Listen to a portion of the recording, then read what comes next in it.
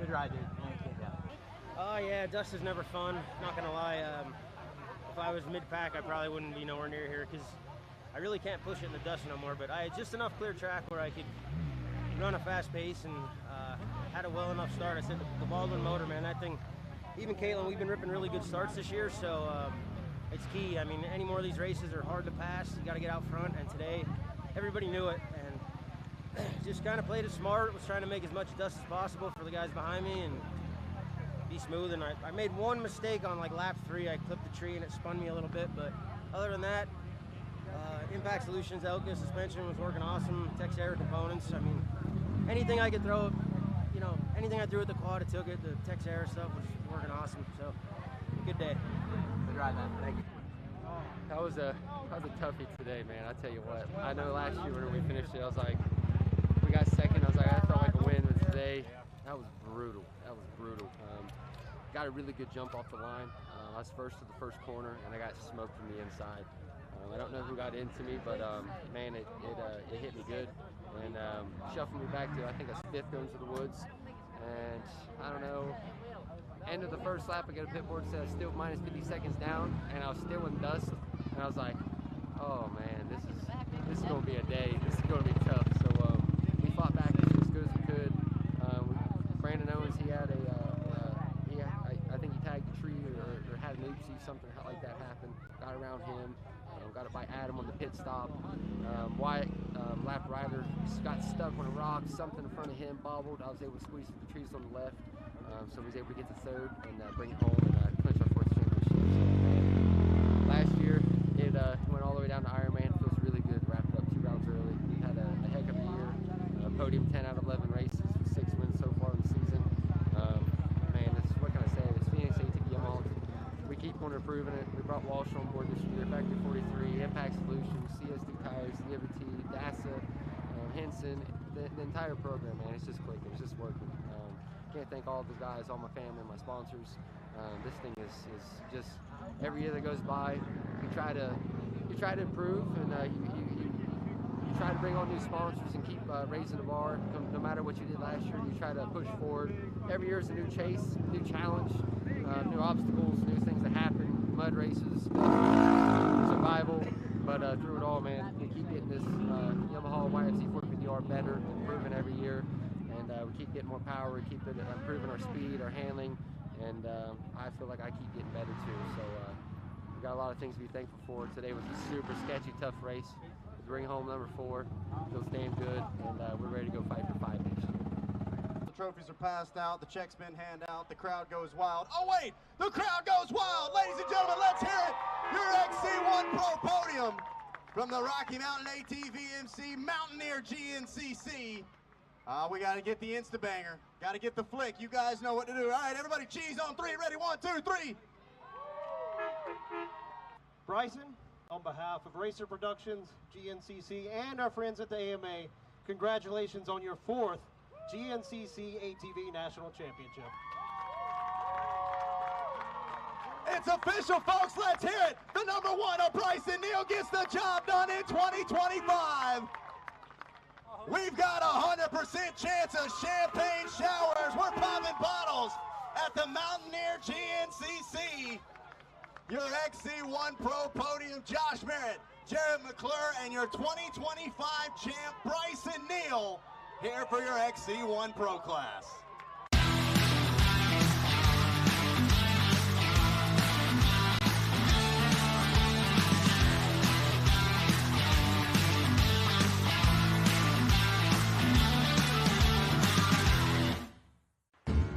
We're proud to bring you this live presentation on Racer TV of the 50th anniversary of the Progressive Grand National Cross Country Series, presented by Specialized, an AMA National Championship. 50 years of world premier off-road racing. 50 years of battling the gnarliest woods racing on the planet. It's time to start a new chapter. The next 50 years starts now.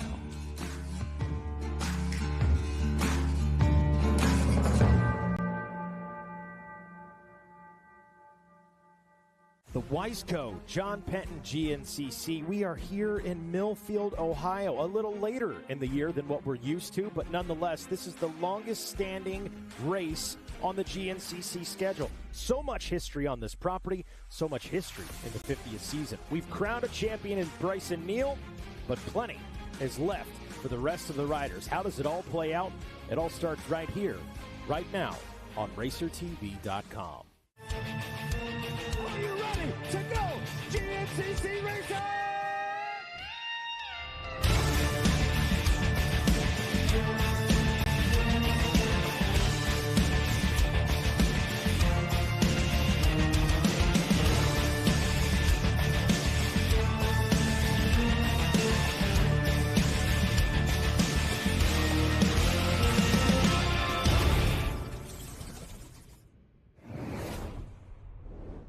Millfield, Ohio, Johnny Gallagher, the John Penton GNCC, a trailblazer was John Penton. Rest in peace. The man lived to see his 100th birthday, which is amazing. But, Johnny, this one is always very special, and this year, maybe a little more special. Absolutely. 50 years of GNCC racing. We're here. We're back at the Penton, the longest-running stop on the GNCC series, and we know that the action coming into today's Saturday ATV action is hot and heavy. Bryson Neal wrapping up the championship with a third-place finish at our last round, grabbing another championship to extend his string, and just an absolutely phenomenal performance by him, doing what he needed to do. Josh Merritt grabbing his first win of 2025, second win of his career. Jared McClure, second place. A big standout performance by Jared 2 weeks ago at the Mountaineer GNCC, and we're back here today and ready to do it all over again. A lot of other riders trying to throw themselves in that mix, and with that first place finish with the win, Josh Merritt launching himself all the way up to a tie for second place in the overall standings with Hunter Hart, now both sitting on 197 points, with Walker Fowler, who missed our last round, returning here today at the John Penton GNCC, just 3 points behind them with 194. So it's getting hot at the top. That's it. I mean, you look at it on paper and you say, oh, the championship's wrapped up. Let's tie a bow around the season and move on.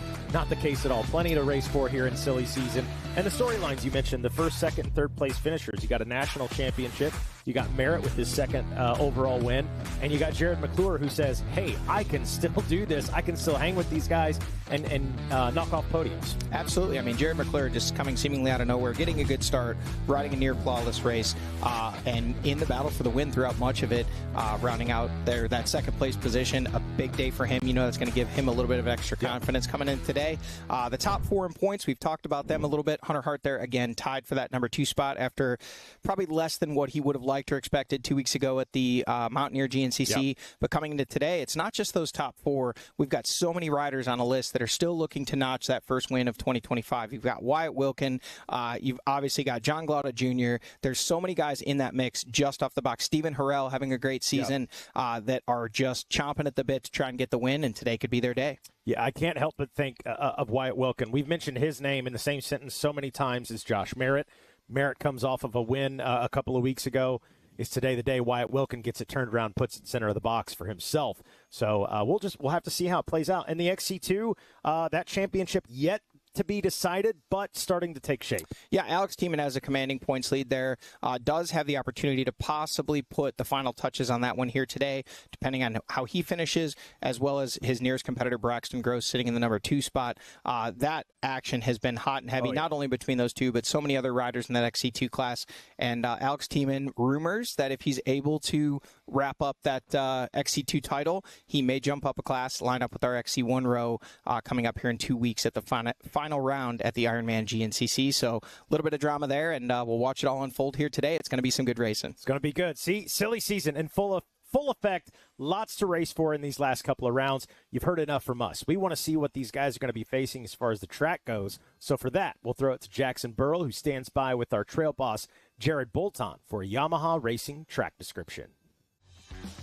Well, thanks, guys, and welcome to the John Penton GNCC, the oldest and longest-running GNCC on the circuit right now, and that's for good reason. There's a little bit of everything out there. I know what you're going, oh, there he goes. He says it every week, but that really holds true here at the John Penton. The ATV guys get some fast stuff, and then it tightens up on them. The bike guys, we throw in the John Penton section. It's that tough, gnarly single track. It's adding in about 4 miles extra course this year, and maybe not quite as gnarly as it's been in the past, but it's still pretty tough. And of course, when you come here, you're always worried about the dirt. You're thinking, it's going to be muddy. Well, it rained about an inch on Tuesday, dried out the rest of the week, and we're looking at probably some of the best John Penton conditions we've ever had. Going to make for a great weekend of racing. Back to you guys. All right, thank you, Jackson and Jared, for that Yamaha Racing track description. Now that we've seen what these riders are going to face, we're going to get ready to get the racing action underway. You're going to be able to follow along with all of it live on Racer TV, but first we're going to let our man Mikey Waynes head down, do the 10-second calls. When all this gets underway, make sure to follow along and don't miss a minute of the action.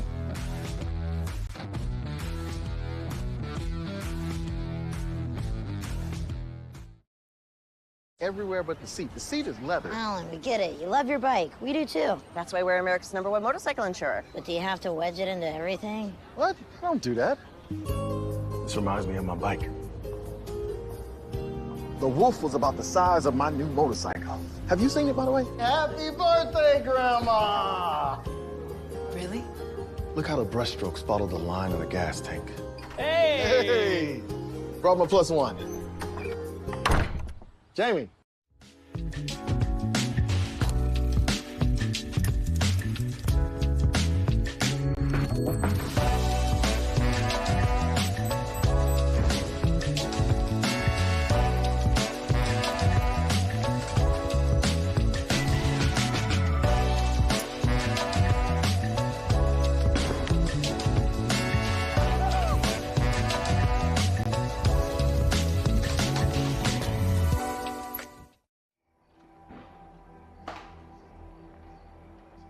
Every generation believes they've invented the best way. With age comes wisdom. We've come to realize that every piece of knowledge is learned, passed down from those generous and patient enough to teach.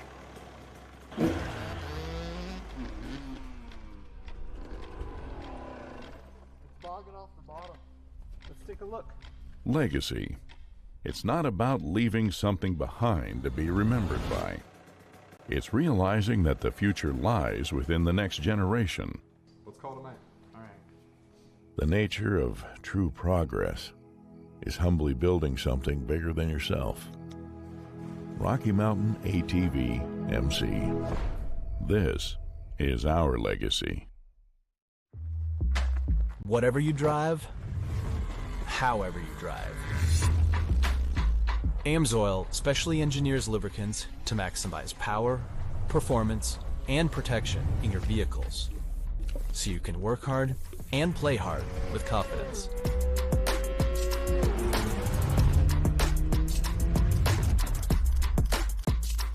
Order online at amsoil.com.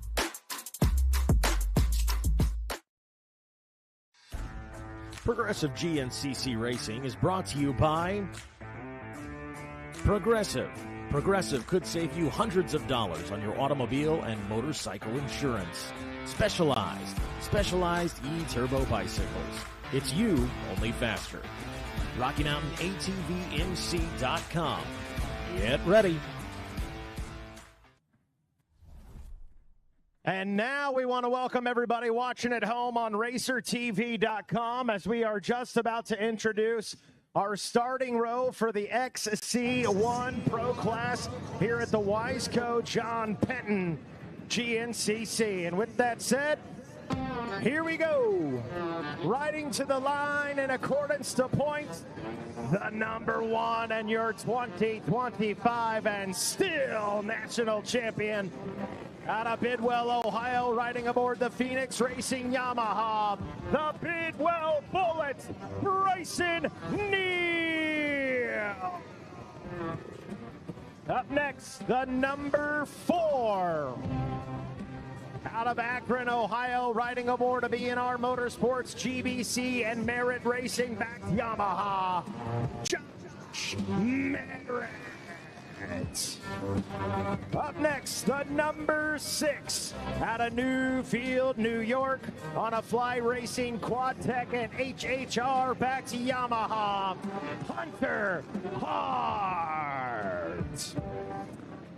The number 2, and a big welcome back out of Rogers, Ohio, on a Kenda Fly Racing B&R and WFR backed Yamaha, Walker Fowler.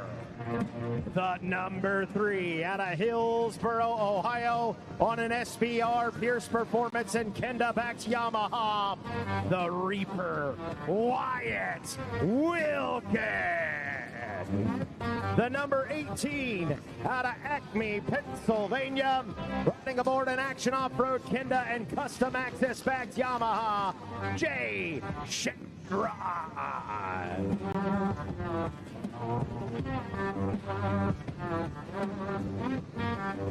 I missed the number 5. How about the number 5? Thank you. Out of Elk Ridge, Maryland, of Stephen Harrell on the B&R Motorsports back ride. I don't know if he was missed on my paperwork. That was mine. My bad, Stephen. He's going to get a podium today to show me up. All right, up next, the 712 out of Waxhaw, North Carolina, riding aboard a Pierce Performance Action Off-Road back Phoenix Racing Yamaha, John Glada Jr. The number 9, coming off a podium performance just a few weeks ago out of Casca, Pennsylvania, on a GBC Elka and Moose Racing backed Honda, the Cobra, Jared McClure. Up next, the number 10 out of Sunbury, Pennsylvania, on the Action Off-Road Amsoil and CB Racing backed Yamaha.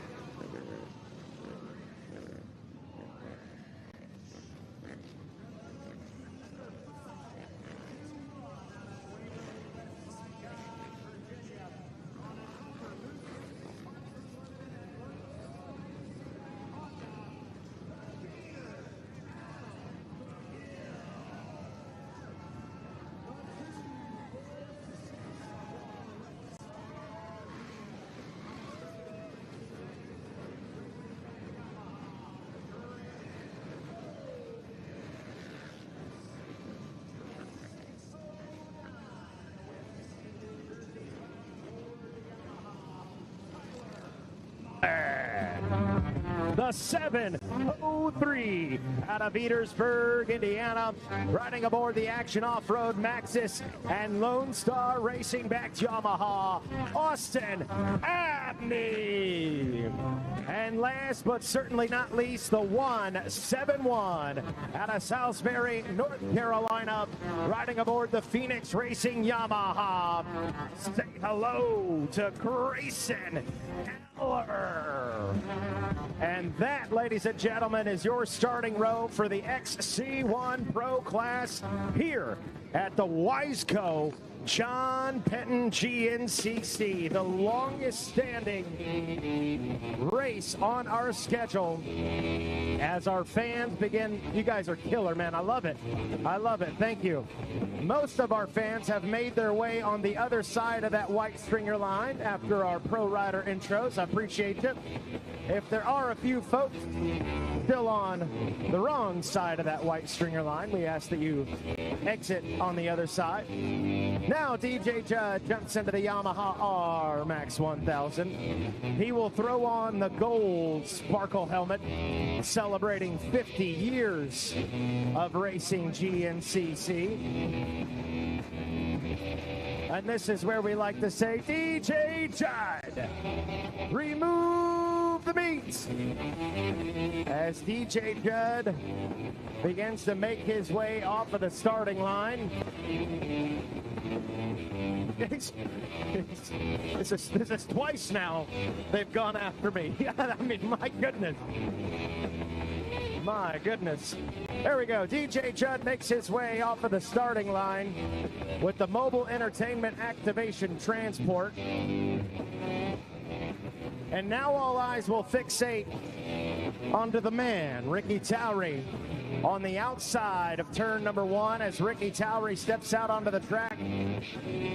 Looks forward, we get a head nod, and he lets our riders know 1 minute. 1 minute until we're ready to go. John Penton, GNCC Racing. As Ricky now steps back, he will look down at his watch to keep an eye on the time.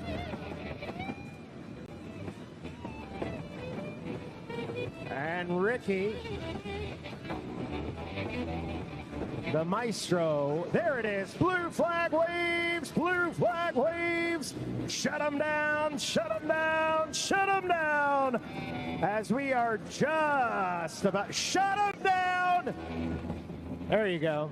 Everybody watching at home on Racer TV, sorry, I just blew out your sound system. I got to ask you, John Penton, GNCC, are you ready to go GNCC racing? Oh, that's weak. That's weak. We are celebrating the longest standing race on the GNC schedule. We are celebrating a man that was on this planet for 100 years, a World War II veteran and a trailblazer of our sport. Do this one for John Penton. Are you ready to go GNCC racing?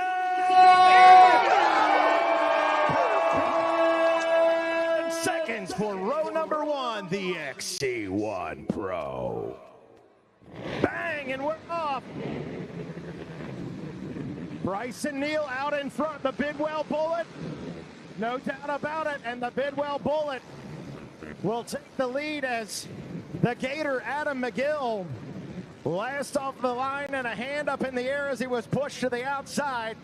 As we reset the deck here with the XC2 in 10 seconds. B&R Motorsports Whole Shot Award up for grabs. Keaton Henderson, Dalton Keys, Andrew Banofsky, Danik Paquin, Andre Williams, Braxton Gross, Kenny Schick, Alex Tiemann, Alex Elioff, Jeremiah Wolf. And man, could not catch that helmet sticker. I want to say Andrew Panofsky, but I'm not 100% sure on it. We're going to have to look at the replay on that one. Row number 3, College A, 10 seconds. Talon Stout, Cameron Mulholland, Trevor Meadows, Ryan Wilhelm, Caden Lambruno, Gavin Mann.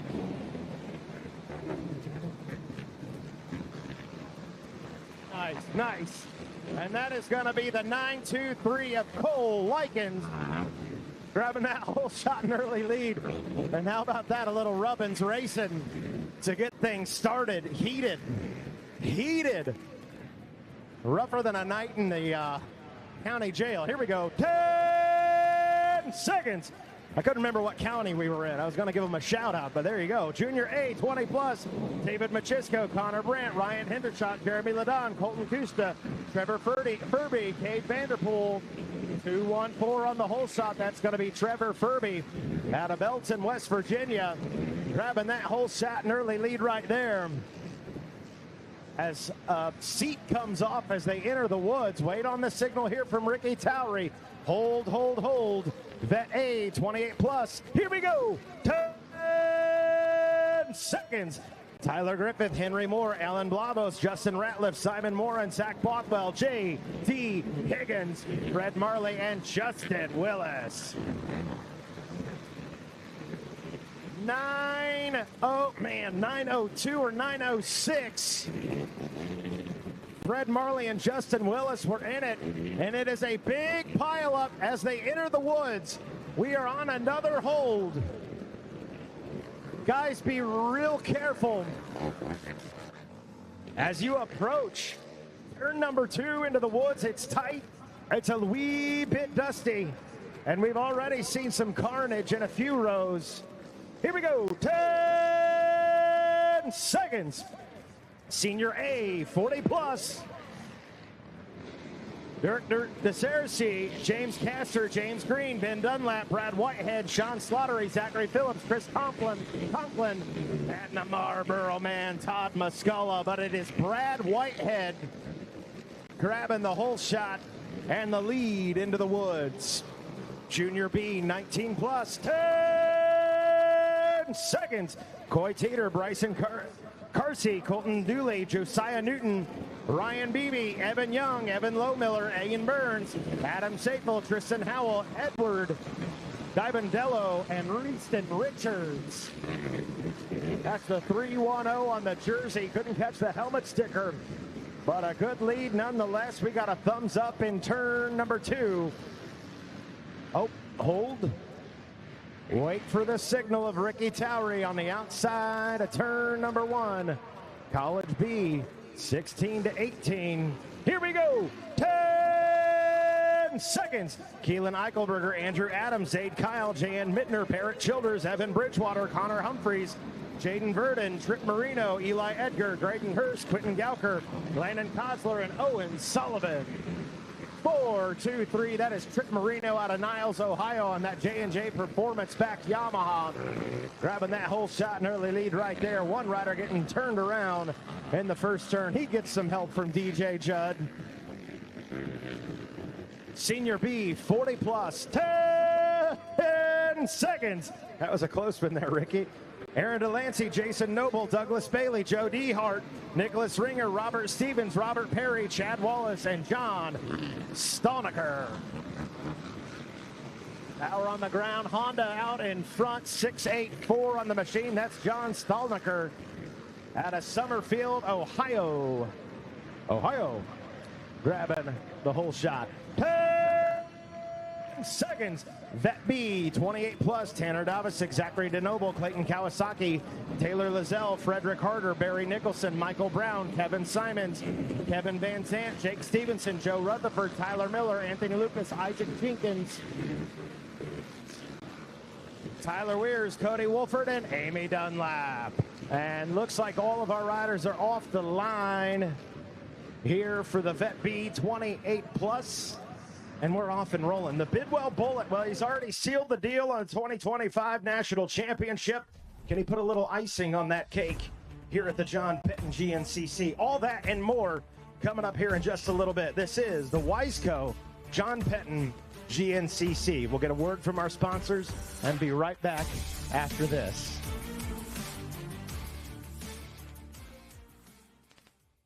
Everywhere but the seat. The seat is leather. Alan, we get it. You love your bike. We do too. That's why we're America's #1 motorcycle insurer. But do you have to wedge it into everything? What? I don't do that.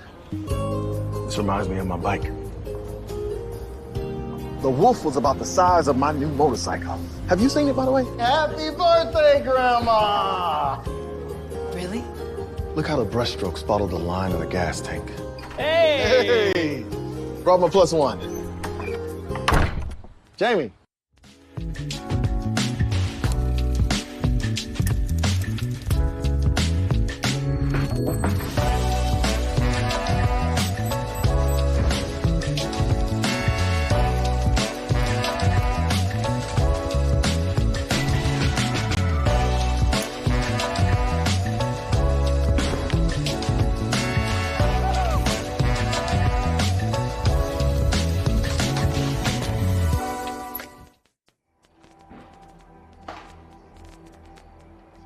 Every generation believes they've invented the best way.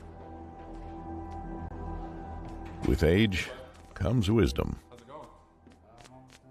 We've come to realize that every piece of knowledge is learned, passed down from those generous and patient enough to teach.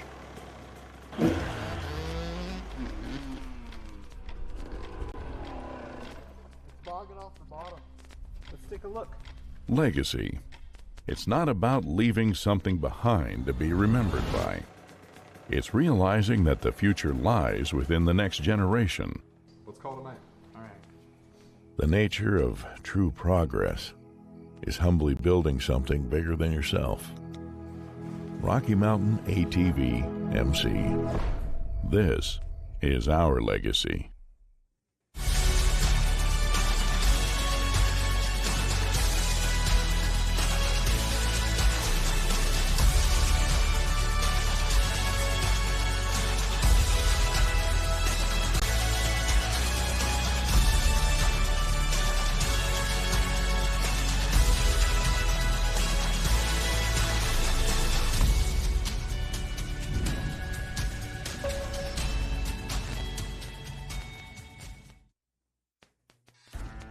Progressive GNCC Racing is brought to you by Progressive. Progressive could save you hundreds of dollars on your automobile and motorcycle insurance. Specialized E-Turbo bicycles. It's you, only faster. RockyMountainATVMC.com. Get ready. everywhere but the seat. The seat is leather. We get it. You love Progressive Insurance Grand National Cross Country Racing Series. This is round number 12, the 2025 Wiseco John Penton GNCC. And my name is Jackson Burrell. I'm going to be alongside Johnny G, the man walking in the building right now, and Mikey Waynes, who you heard from just a few minutes ago, going to be joining us here in just a few minutes. But, man, it is good to be back here in beautiful Millfield, Ohio.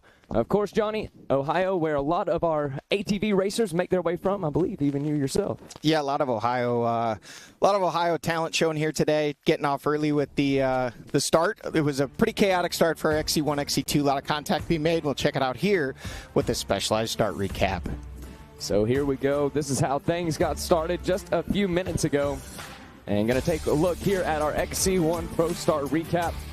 And here we go. The boys fired off. And it was going to be none other than the Bidwell Bullet that went around turn number 1 in that top spot. As far as we could see, Bryce and Neal going to lead them into the woods. Yeah, we see some dust kicking up there, meaning those starts very, very important here today. A lot of riders on row 2, that XC2. And when the green flag waved in the hands of Ricky Towery, a very quick jump for the 142 of Andrew Bernowski, the 259 of Kenny Schick around the outside. Looks like Brady Myers in there as well. A lot of riders bumping and banging, trying to get to the front. So much contact as we watch those starts, and it just goes to show there will be passing on the course today, not nearly as dusty as what we saw 2 weeks ago at the Mountaineer GNCC. We did get some rain on Tuesday and Wednesday that have led to near perfect dirt in the woods. But as you can see from this drone shot here, it is quite dry out in the open areas. A little bit of a track preview from our Yamaha Racing live drone. Interesting drone front fender there, but it is our Yamaha Racing track preview with OPAG, our producer Adam Gordon, ripping through the woods of Millfield here. As we've pointed out many times, the longest running stop on the GNCC Tour. Over 35 years, the GNCC Series has been visiting the Russell family farm here in Millfield, Ohio. And like we talked about, those rains on Tuesday into Wednesday really gave us some hero dirt here this weekend. And this is actually, we're not going to see this until tomorrow. This is our John Penton section, named in memory of the man who this race itself is named for. 100 years old. We lost John Penton this year, but a huge contributor to motorcycle racing, many different brands, products that he helped develop, and just a lifelong enthusiast. So this section, a little bit of throwback to the old school GNCC. You can see our producer, Adam Gordon, having a little bit of struggle here on these routes. We're not going to judge him, though. Folks, if you're at home, we can tell you right now, the camera never does that stuff justice. And we've actually got some replay action here that while we were away watching the rest of the starts, here we see the number 1 of the Bidwell Bullet, Bryce and Neal out front, Jay Shadron, Walker Fowler, Jared McClure, Wyatt Wilkin, John Glauda Jr. Through that first camera shot, opened up a little bit of a gap over the Gator, Adam McGill, then Stephen Harrell, Hunter Hart. Looks like Austin Abney there on the 703. Then it looks like Grayson Eller, Chris Borich, Josh Merritt a little further, well, all the way back in the pack after grabbing a hole shot 2 weeks ago and leading the race. Bryce and Neal, the man out front, has won a lot of these races in recent years here at the John Penton GNCC. Just really has this property dialed in, and it's fast and furious racing up front. If you didn't get a good start, you got to make some passes quick, because with the Bidwell Bullet out front, they don't call him the Bullet for no reason, Jackson. He's quick. Yeah, and he will fire off, Johnny. There's no doubt about that. So these boys are going to have to get with him if they want to keep up with him here in this one. As we take a look here at your top 10 overall, Bryce and Neal, of course, wrapping up the championship just one race ago. Hunter Hart sitting in the second place spot, and look at that, Johnny, tied with Josh Merritt for the second place spot. Josh sitting in third, as it shows there on the screen. Walker Fowler sitting in fourth, and Wyatt Wilkin in fifth. But that second place spot, that's going to be what's up for grabs today. Well, the second place spot up for grabs, but between 3 riders. Hunter Hart, 197. Josh Merritt, 197. Walker Fowler, 194. Missing our last round, giving up quite a bit of points. Obviously, Josh Merritt gaining 30 points in just that one race. So with 3 points separating 3 riders, we know championship's over. Bryce and Neal, we put the nail in the coffin on that one, or he did 2 weeks ago. So we've already presented our overall number 1 plate, but don't get it twisted, folks. Those 2 and 3 spots, they still pay bonus money. It's pride. These guys race for the number on their machine at the end of the year. Hunter Hart, a lackluster season last year for him. Number 6, currently sitting tied with Josh Merritt. Walker Fowler currently wearing that number 2 from the 2024 season, he's going to want to throw his hat in the mix. And right now, Walker Fowler leading that 3-rider battle, sitting there in the number 3 spot. Hart and Merritt both much further back in the pack, so they're going to need to make some moves. We can see some old school GNCC sections here. This is some of our A and B class riders working their way through 2 miles in. This is the famous Penton Creek section. Jackson, I can tell you, we watched our producer Adam Gordon in that John Penton section say the camera doesn't do it justice. This is not a Sunday ride, or in this case, a Saturday ride for these guys. These rocks are massive. When you drag the water over them, they're going to get slicker and slicker as the race goes on. This will be a very challenging section of racetrack. Yeah, no doubt about it, Johnny. And some steep hills coming out of some of these creek crossings. I've been hearing about it all day up on the podium, and so that's going to make for some fun racing as well. And that's what it's all about here at the John Penton. Yeah, Jackson, when you look at a course like this, one of the cool things about the John Penton racetrack is it offers a little bit of everything. We've got some faster stuff out in the fields. A lot of the trackside pitting, as we call it, is 2, 3, 4 quads wide. There's a lot of multi-line sections, but then you get down into some of this, you're not passing in this section. Even if somebody gets stuck, your best bet is just get off your machine, help them get going, whether it be a lap rider or someone you're battling with, and get going on your race day. You can see something going on with the right front of that machine there, almost looking like he's got a blown front shock the way that wheel was hopping around. But it really does give us a great visual on just how tough this section of racetrack is. You can see as these riders come through, first time seeing it, if they didn't go out and take the opportunity to bike the track, they're finding out right now that this track is absolutely no joke, Jackson. Yeah, I'm sure at this point they wish they would have biked the track, if not. But you talked about it, Johnny, not being quite the dust that we saw there at the last race. One thing to note is it's definitely not the mud that we saw here at the Penton for the past few years. So good to have a good dry race here. I got to hear some of the riders talking before, some of the riders saying, hey, I've raced here 15, 20 years. This is maybe the 3rd time I've saw a good racetrack like this. Yeah, the feedback from yesterday, again, most of our top XC1, XC2, and even our amateur riders getting out there on their bicycles, their e-bikes, or taking an opportunity to walk some sections, coming back and saying, hero dirt, perfect dirt. These are the kind of things that we were hearing. Obviously, for anybody that lives in this region of the country, it's been dry, dry, dry. We saw that, look at this, we got Walker Fowler on screen looking like he is still maybe sitting in that number 3 spot. Then Jared McClure behind him, Wyatt Wilkin and John Glauda Jr. So that was your top 6. Oh, look at this. No, Jay Shadron has been shuffled back. So Walker Fowler has moved at least 1 spot forward. Then it's Adam McGill. Hunter Hart making moves, has gotten around some riders. Then it's Harrell on the number 5, followed by the 703 of Austin Abney, and the 4 of Josh Merritt has also made some moves, made some passes, worked himself up a little bit further in the pack, but he's got a long way to go. He wants to get up there and battle the Bidwell Bullet, who we believe, we'd have to confirm with our producer Adam Gordon, think he made it through that camera shot before Walker Fowler. So it looks like the number 1 and 2 are running 1 and 2 on the course. Going back now to, I believe that's the 311 of Alex Tiemann, and then Chris Borich. If that was Tiemann, which I think, actually we do have another rider in our XC1 class that's been visiting the last couple races, and that may be who that is. There is Brandon Owens, and that looks to be the 223 of Braxton Gross there. So that may be your XC2 leader. I'm telling you, that kind of looked like Tiemann to me coming through. He wasn't really up there off the start, but man, you want to talk about somebody that says this is my house. Alex Tiemann has been near unstoppable at this Penton facility the last couple years. Here's the 259 of Kenny Schick, the 341 of Jeremiah Wolf, 2 more of our XC2 riders. Not often that we get an opportunity to see these guys on camera, but now that you do, you see they're absolutely ripping. There is the rider who took the whole shot in that XC2 class, the 142 of Andrew Banoski. Going back a little bit further, there's Brady Myers. There's Alex Elioff, husband of our two-time WXC champion Jessica Elioff. There was Chase Allison, Keaton Henderson. There was Logan Steele. Looked like some other riders. I think we actually have a few riders that have jumped up from our Vet A class. Chris Kirby was in the mix there, and see more riders now coming through. We're starting to get back into our A classes as well, Jackson. These guys are on the move, trying to make positions in their own classes, pushing the pace, and again, this shows no dust kicking up, no mud, just perfect Ohio clay coming through this section. Dream race course for these guys here today. Yeah, an ideal GNCC here all the way around just about at the John Penton. Couldn't ask for much better. You talked about Tiemann a little bit there, man. Tiemann's not looked bad just about anywhere that we've put him. He's had a great season here this year.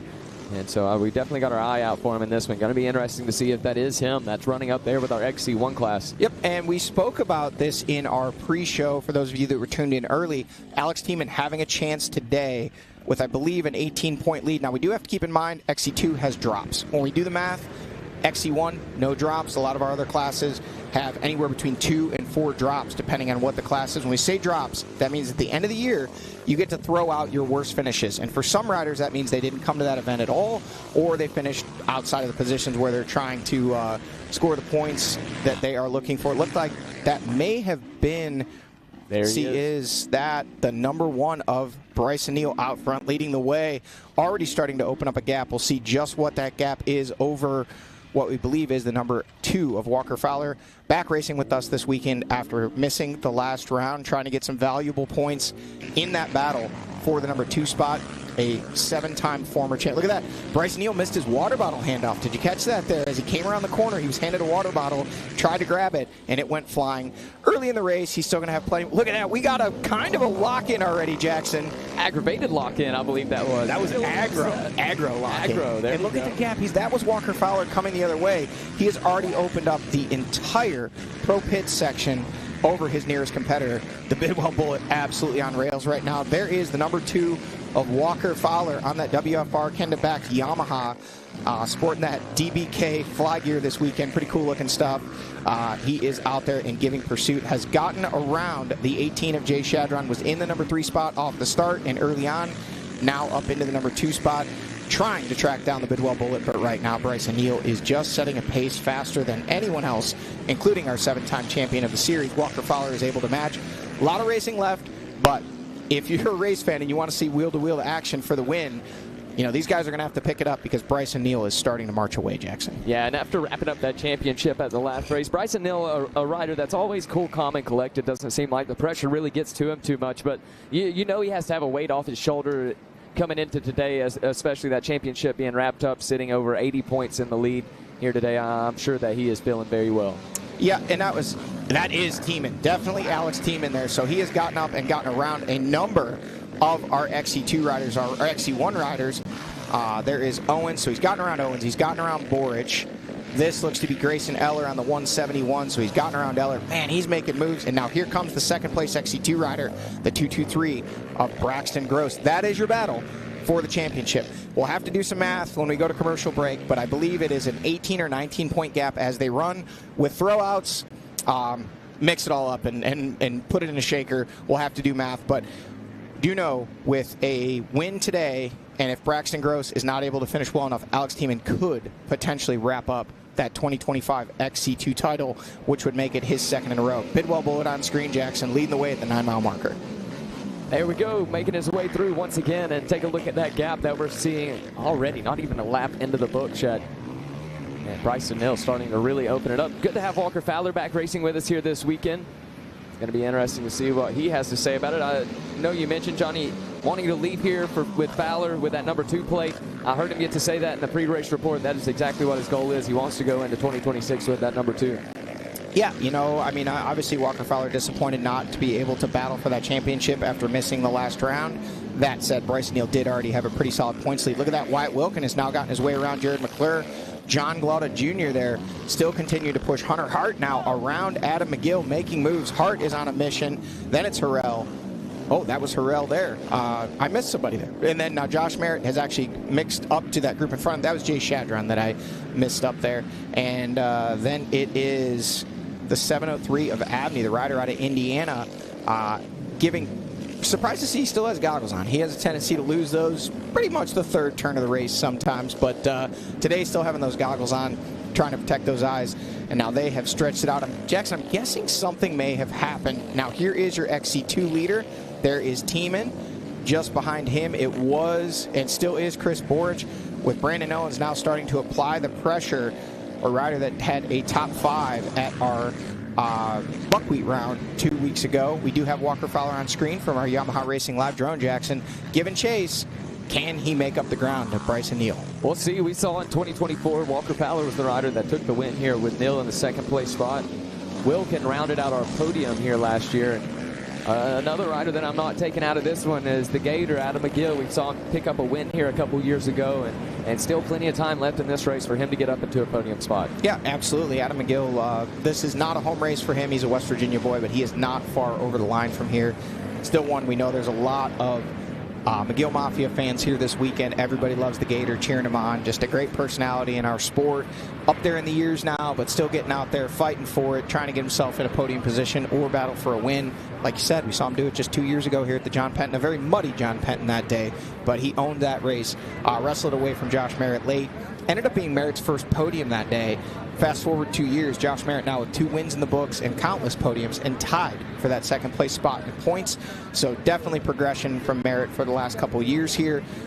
New program, a lot of people helping him out. He's been doing very well, but you know, when you're Adam McGill, nobody's getting an easy pass. He's a great rider. He has great racecraft, and he is up there charging, trying to get himself closer to the front of the pack. A little throwback to our e-bike race yesterday there, Jackson. We got some e-bike riders just ripping through the woods, putting in some fast splits of their own on camera. Maybe checking out the track for tomorrow's motorcycle race. A lot of the riders you see or spectators you see out there are tomorrow's motorcycle racers checking out the course before they get their shot at this Penton racetrack tomorrow at either 10 a.m. or 1 p.m. or youth riders as well at 8 in the morning tomorrow. Races all weekend here. We are approaching now 1 lap into our 2 p.m. Pro race here. Bryson Neal with the whole shot already starting to stretch out a lead. We wait and we watch here at the 10-mile marker and see what that gap is. We'll see if we can get a split. And then we can start gauging. Is Bryson Neal continuing to pull away? Has Walker Fowler been able to stabilize that gap after making the pass around Jay Shadron? But as I was starting to say there, something shook up there because there's some big gaps, and with Tiemann making all those passes at once, I do believe we may have had a small bottleneck or potentially a rider sideways in the trail that kind of affected the race itself here. Coming through at the 10, Bryson Neal charging hard, Jackson. Look at that. He is absolutely pushing that Phoenix Racing Yamaha to the limits. Yeah, no quitting him here in this one. He is definitely fired off.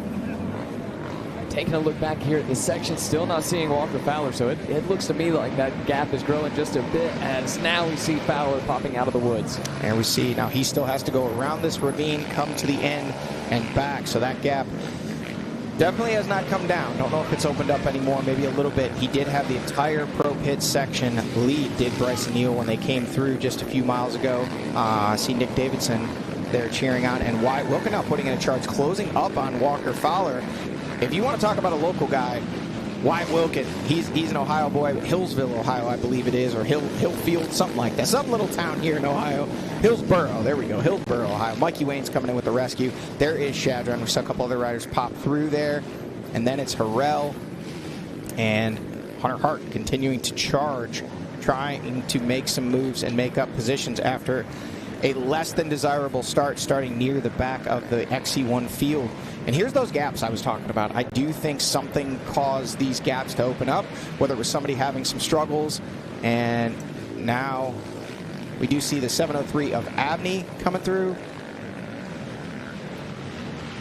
Again, 10 miles into this one, we are going to get some lap time updates and running positions. So look at this now. Brandon Owens has gotten back around Alex Tiemann, who is our XC2 leader. So Brandon Owens showing some speed and some pace here early in this one after a setback, has already started to make some moves and push himself towards, hopefully for him, another top 5 finish, or maybe even better. Doing that 2 rounds of go. I believe he's had 2 top 5 finishes already here in 2025 and really starting to find his stride in this XC1 class. But out front, leading the way, none other than our now 4-time champion, Bryson Neal. Checked in for 1 lap complete, officially in the books now. He has checked in with a lap time of 27:05. Here comes Walker Fowler. We'll get the tail of the tape to see what the gap is. But man, this one's going to be 40 seconds plus for sure. Looking like only 30.7, so my eyes have deceived me. But 30 seconds with a lap time of 27:36, so near 31 seconds. There is John Glotto Jr., there is Hunter Hart, there is Jared McClure, there is Adam McGill, and now they're just starting to come through, flying in order. There's Jay Shadron.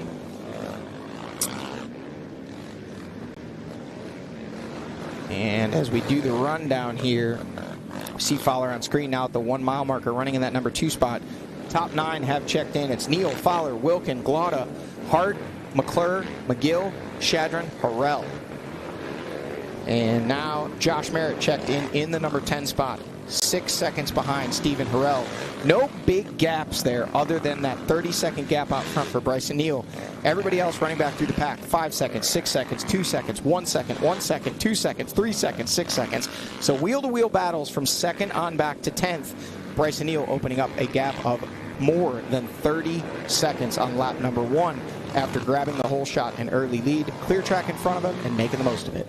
Johnny, we talked about John Glada sitting there in that 4th place spot here in this one. Not saw Glada in the top 5 since round number 5 here this season, having some really solid runs there at round 4 at Camp Coker, getting a 2nd place, and then at round number 5 backing it up with a 3rd place, and then really dropped off from there. 10th, 11th, 18th, 13th, 13th, and a 6th at our last race. So today could be a big day for Glada as well. Absolutely. I mean, that was a rider that came into the XC1 class with a lot of hype after winning the XC2 title back about 6 years ago. And he's had some podiums. He's had a lot of top 5s. But he's also had some injuries and some rough seasons. A lot of talent under the hood for John Glada. And just a big, lanky rider that can really throw that Phoenix Racing Yamaha around. He does a great job of moving that thing through the trees. Here's his teammate on screen, Grayson Eller, the 171 machine. First year in that XC1 class after battling for that XC2 title last year with Alex Tiemann, taking it down to the final round of racing. Tiemann a little further ahead on the racetrack, still leading the way in that XC2 class. Braxton Gross in the number 2 spot. Top 2 in our XC2 have checked through. Those are the 2 fighting it out for the championship today. We'll keep an eye on that. We'll get you a point stub update as our day develops. But they have opened up one heck of a gap over the rest of the field. And now it appears to be the 341 of Jeremiah Wolf into the number 3 spot after making a couple passes. He is on a mission and trying to track down our 2 leaders, but he's got a big gap and a lot of ground to cover. Wolf looking solid when he's made his way by here at the mile 1 mark. And on the left side of your screen, seeing the pylon popping up there, give you a full rundown. The riders in red, XC1. The riders in green, going to be your XC2 riders. There's the 259 of Kenny Schick. Couldn't really catch who those riders were from that angle. That is the 716 of Logan Steele, a rider who's had a number of podiums in that XC2 class already this year. And now here comes the rest of the boys.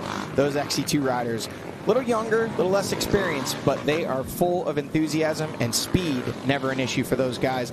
They're just kind of cutting their teeth, getting ready to hopefully work their way up to that front row and do battle with those top XC1 riders. As you pointed out, got a mix of XC1 and XC2 riders in our overall with Alex Tiemann all the way up into the number 9 spot. So breaking into the top 10, looking like his lead over Braxton Gross, 17.7 seconds when they checked in at the completion of lap number 1.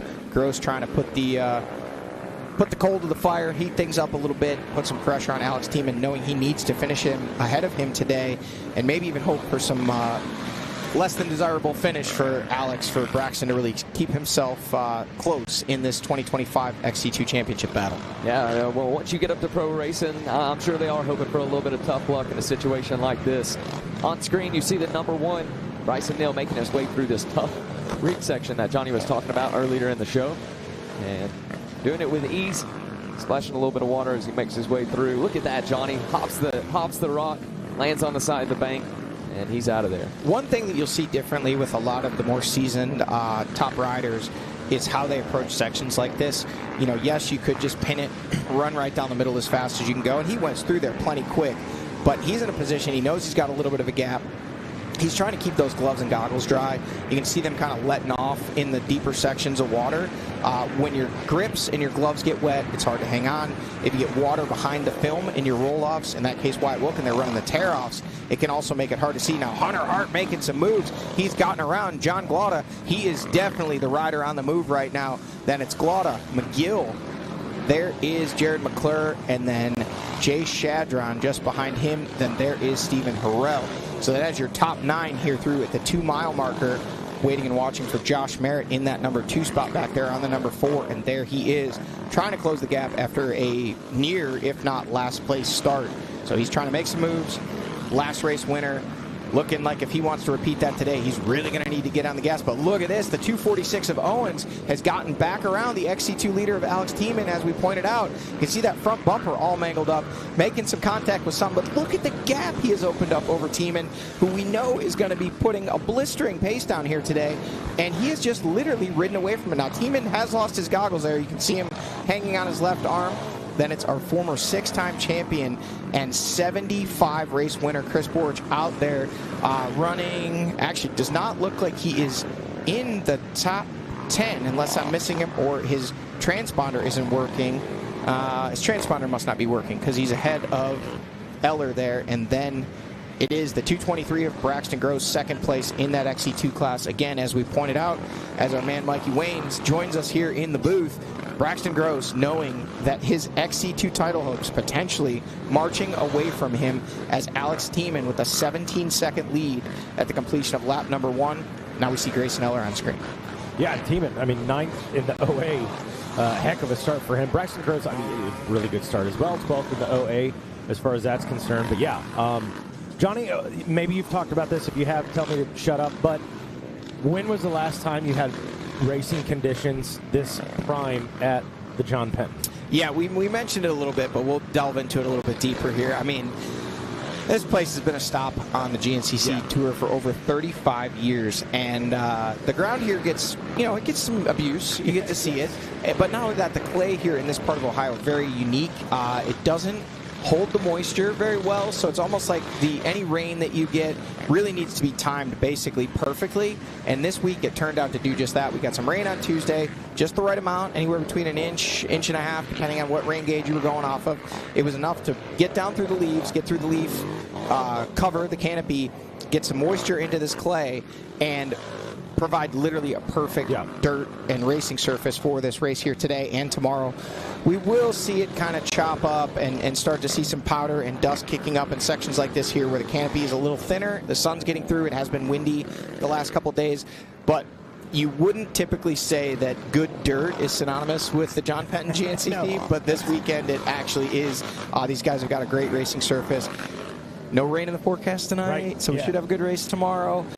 Definitely not what you would call dusty. We did see quite a bit of dust kicking up in our open sections, but hey, man, that's a small price to pay for 9.5, 10 miles of perfect racetrack. Well, as we transition here and we wait on our leaders here, of course, Bryson Neal leading the way, Fowler in that 2 spot with Wilkin rounding out the top 3. As we see the Bidwell Bullet, Bryson Neal moving through on screen. We welcome into the booth GM of Wiseco, Chris. Welcome to Racer TV, man. And you just saw your guy Bryson Neal buzzing past right there. Yeah, it's awesome to see him in the lead. We're happy to support Bryson and happy to see the Wiseco parts putting him to the front. Chris, you know, not a lot of people know this, but this series was once the Wiseco. Obviously, this weekend is the Wiseco John Penton GNCC, but it was one. Look at this. Sorry, don't mean to break in. We've got a swap for second place. Wyatt Wilkin has gotten around Walker Fowler, and Walker Fowler continuing to give chase.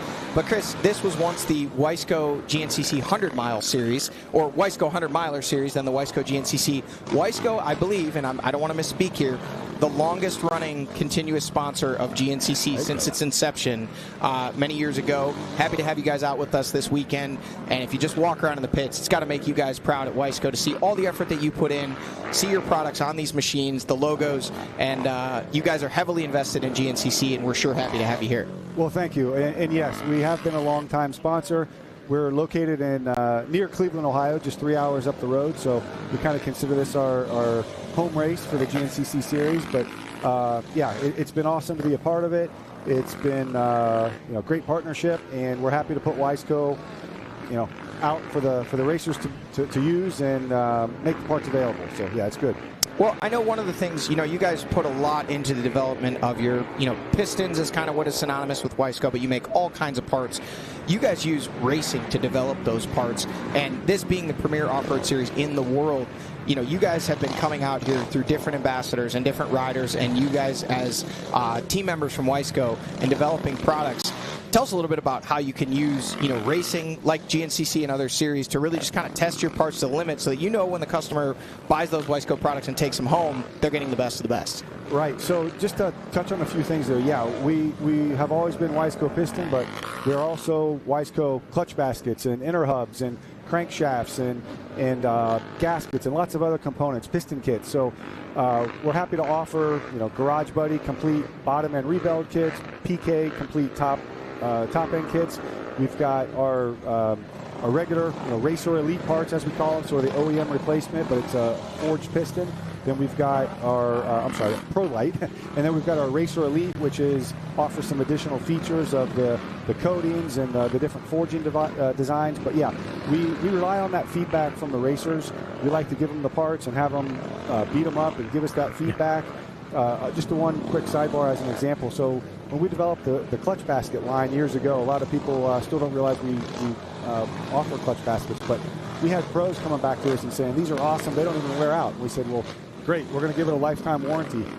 Perfect. Because if the pros aren't wearing it out, the average guys aren't wearing it out. So, but you're right, yeah, testing with the racers is a critical part of our development. We have in-house dyno testing that we do a ton of development in-house as well.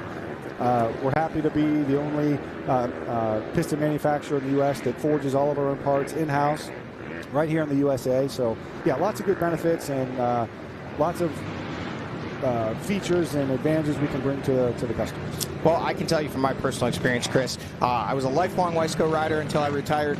Starting on LT80's back, I recently posted a throwback. Yeah. Mikey, you know what I'm talking about. Winning the first ever GNCC youth title in 1990, running Wiseco product way back then, all the way through the end of my career in 2022. Obviously, this is a shameless plug, but at the same time, very few aftermarket companies make products that, I shouldn't say very few, there's a lot of great aftermarket companies out there, but when people think of engine components, the mindset traditionally has been, okay, well, if the OEM put it in there, it's got to be the best. Not true with Wiseco. Performance products. These are not cheaper alternatives in all cases. They may be, priced more attractively, but at the same time, you guys build top-tier products that the racers are coming to you, the race teams are coming to you, and you guys do a lot more than ATV and motorcycle racing. Everything from cars to, everything in between. You guys have a phenomenal facility up there in Menor that I've been to many, many times, and the testing, the development, the quality that you put into your products is second to none. It's got to make you proud to see multi-time champions, race winners out here on both Saturday and Sunday sporting those Wiseco logos. It is, and again, you touched on a lot of info there, but yeah, we're in all forms of racing. Automotive is a huge portion of our business, but then the power sports is another huge part of our business, from the off-road dirt, bike, and ATV. We're in personal watercraft, we're in marine, we're in snowmobiles, so yeah, we cover all forms of racing. As you mentioned, the OEM products have gotten better and better over the years, so it's tough to continue to offer performance features on our parts, but that's something that we pride ourselves on. Of course, being forged, we always have that additional strength and durability over cast parts in some of the OE applications. But again, I go back to the coatings and the compression ratios that we offer, so there's definitely features that we like to put in our parts to offer performance advantages to the market. Well, Chris, we appreciate you being here with us this weekend. And before we let you go, for those of the millions of Racer TV viewers at home that aren't here with us this weekend, I know if you are here, you guys have a booth set up on Vendors Row where they can check out some of the latest and greatest, trickiest parts, maybe even some swag over there for somebody to pick up. But if they're watching from home, where do they find Wiseco products if they need it for their machines? So Wiseco.com will take you right to the website and give you a full offering of everything we have. Perfect. Thank you so much. Awesome. Thanks for having me, guys. Appreciate it. We appreciate you coming in, and stop in and see us tomorrow again if you want. That's what I was going to say. We'll run it back tomorrow for sure. All right, so look at this, folks. The big number 3, Dale Earnhardt throwback. Wyatt Wilkin, this home state boy, is into the number 2 spot. We see the hair flowing behind there, and also flowing is the riding style of Wyatt Wilkin. I could be wrong, Mikey, but by my count, he has actually closed down the gap on Bryson Neal and definitely opened up a gap over Walker Fowler. We'll see when they check in here in just a few moments. Has he been able to eat into what was a 31-second lead? But if we add the 5 seconds behind that Wyatt Wilkin was behind, about 36.5 seconds is what Wilkin was behind. We'll see what he is now that he's gotten around Fowler and into the number 2 spot. Wyatt Wilkin making himself a serious contender for the win here today. Yeah, he was pretty adamant, almost kind of beside himself in the Wiseco pre-race report, talking about Just the win being elusive this year, podiums being elusive for him as well, and really, really wants one before the season's up. He's just got 2 more opportunities to make it happen, so Wilkin leaving it all out on the track here today. Well, you know what they say, if you want to get something done, there's no day like today. Right. Wyatt Wilkin on a charge and trying to chew away at that gap that Bryson Neal was able to open up in lap number 1. Wilkin starting about mid-pack, and he's made some moves. We saw him back in the 6th, 5th, 4th, 3rd, and now he's gotten around Walker Fowler and up to the number 2 spot. He doesn't see any dust on the trail ahead of him, but what he does see is open ground and an opportunity to make up time on the number 1 of Bryson Neal.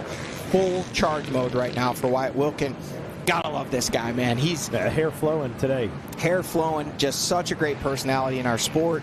I've had an opportunity to really get to know Wyatt the last couple years. You can see him taking a look over his shoulder there. Hillsborough, Ohio, not too far from here. This is a kid that just loves GNCC racing. Grew up, was not a superstar in the amateur ranks, was not a superstar in the youth ranks. And as he's kind of progressed, the last couple years that he was in XC2, starting to win some races, moving up to XC1, as you pointed out, grabbing a win last year. Huge, huge milestone in his career. Looking to back that up today, running in a podium position. You won't find, everyone at GNCC loves GNCC. That's why they're here. That's why they spend their hard-earned money. They're chasing dreams, they're chasing achievements, you know, they're emptying the bank accounts to do it. But this guy right here, pure love for ATV racing and GNCC racing, just smile on his face, but make no mistake, a very, very serious competitor. Yeah, absolutely hauling the mail right there. Look at him, he hit the apex. I mean, they're just full throttle right now watching Wyatt Wilkin. I did see a couple camera shots back. I believe it was McGill had gotten around Jared McClure as well. Did y'all see that? The leg off. Yeah. We're having fun now. Are we calling that a leg-in? A leg-in. There we go. Hey, guys, just going off that, I'm sorry, Jackson, I didn't mean to cut you off, but going off that camera shot, he is closer than Walker Fowler was a lap ago, because not by much, but Bryson Neal was fully exited the pro pits and up this hill when Walker Fowler was coming across the road. Wyatt Wilkin maybe just a few bike lengths closer, so I think we may see less than or very close to that 30.7 second gap that Neal did hold over Fowler. We might start to see that come down at the just charge of Wyatt Wilkin. Yeah, you got Wyatt almost playing with house money, right? Like, obviously he could still improve upon national number and things like that before the season's done, but you've got Bryson Neal who's out front as McGill goes through the pro pits. But you got did that look like Austin Abney cheering the guys on from the pits? So maybe done for the 703. Yeah, perhaps a little setback for him there. It did look like him. Or see the 246 of Owens. We know he's been on a charge. He has now gotten around Shadron, so he is continuing to move up the ranks. Austin Abney, if his day is done early, surely a bummer for him there. And now we see, looks like Chris. Oh, that is Josh Merritt. Uh-oh. Well, and I wonder, wow. I wonder about, man, Merritt was fading. Could see some kind of an issue. They have a wheel. They're looking at something on the right rear of the machine. He's talking to his trainer, Levi Cohen, takes a bottle of water, and he is out. That could prove to be disastrous for the points today for Josh Merritt. Was tied with Hunter Hart for that number 2 spot, and now is just barely, there is, yes, Mikey Wayne's eagle eye.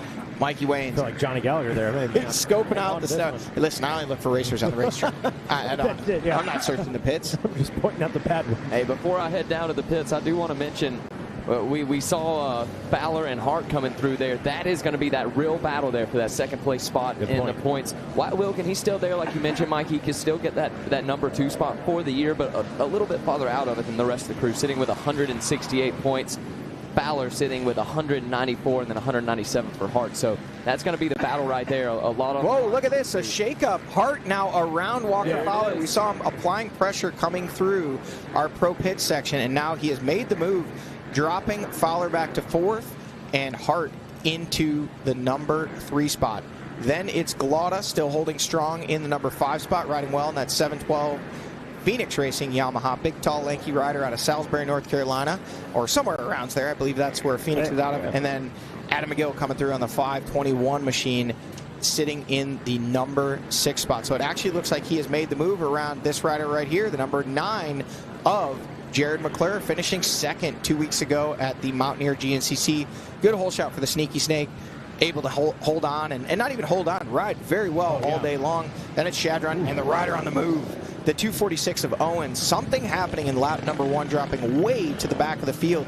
Now he's gotten back around some XC2 riders. He's passed some other XC1 riders, and he's now putting heavy pressure on Jay Shadron, trying to wrestle away that number 8 spot. You see him all the way down there in the 14 spot on the running order. I think that's going to change when they check in with 2 laps complete here in just about another 2 miles of racing.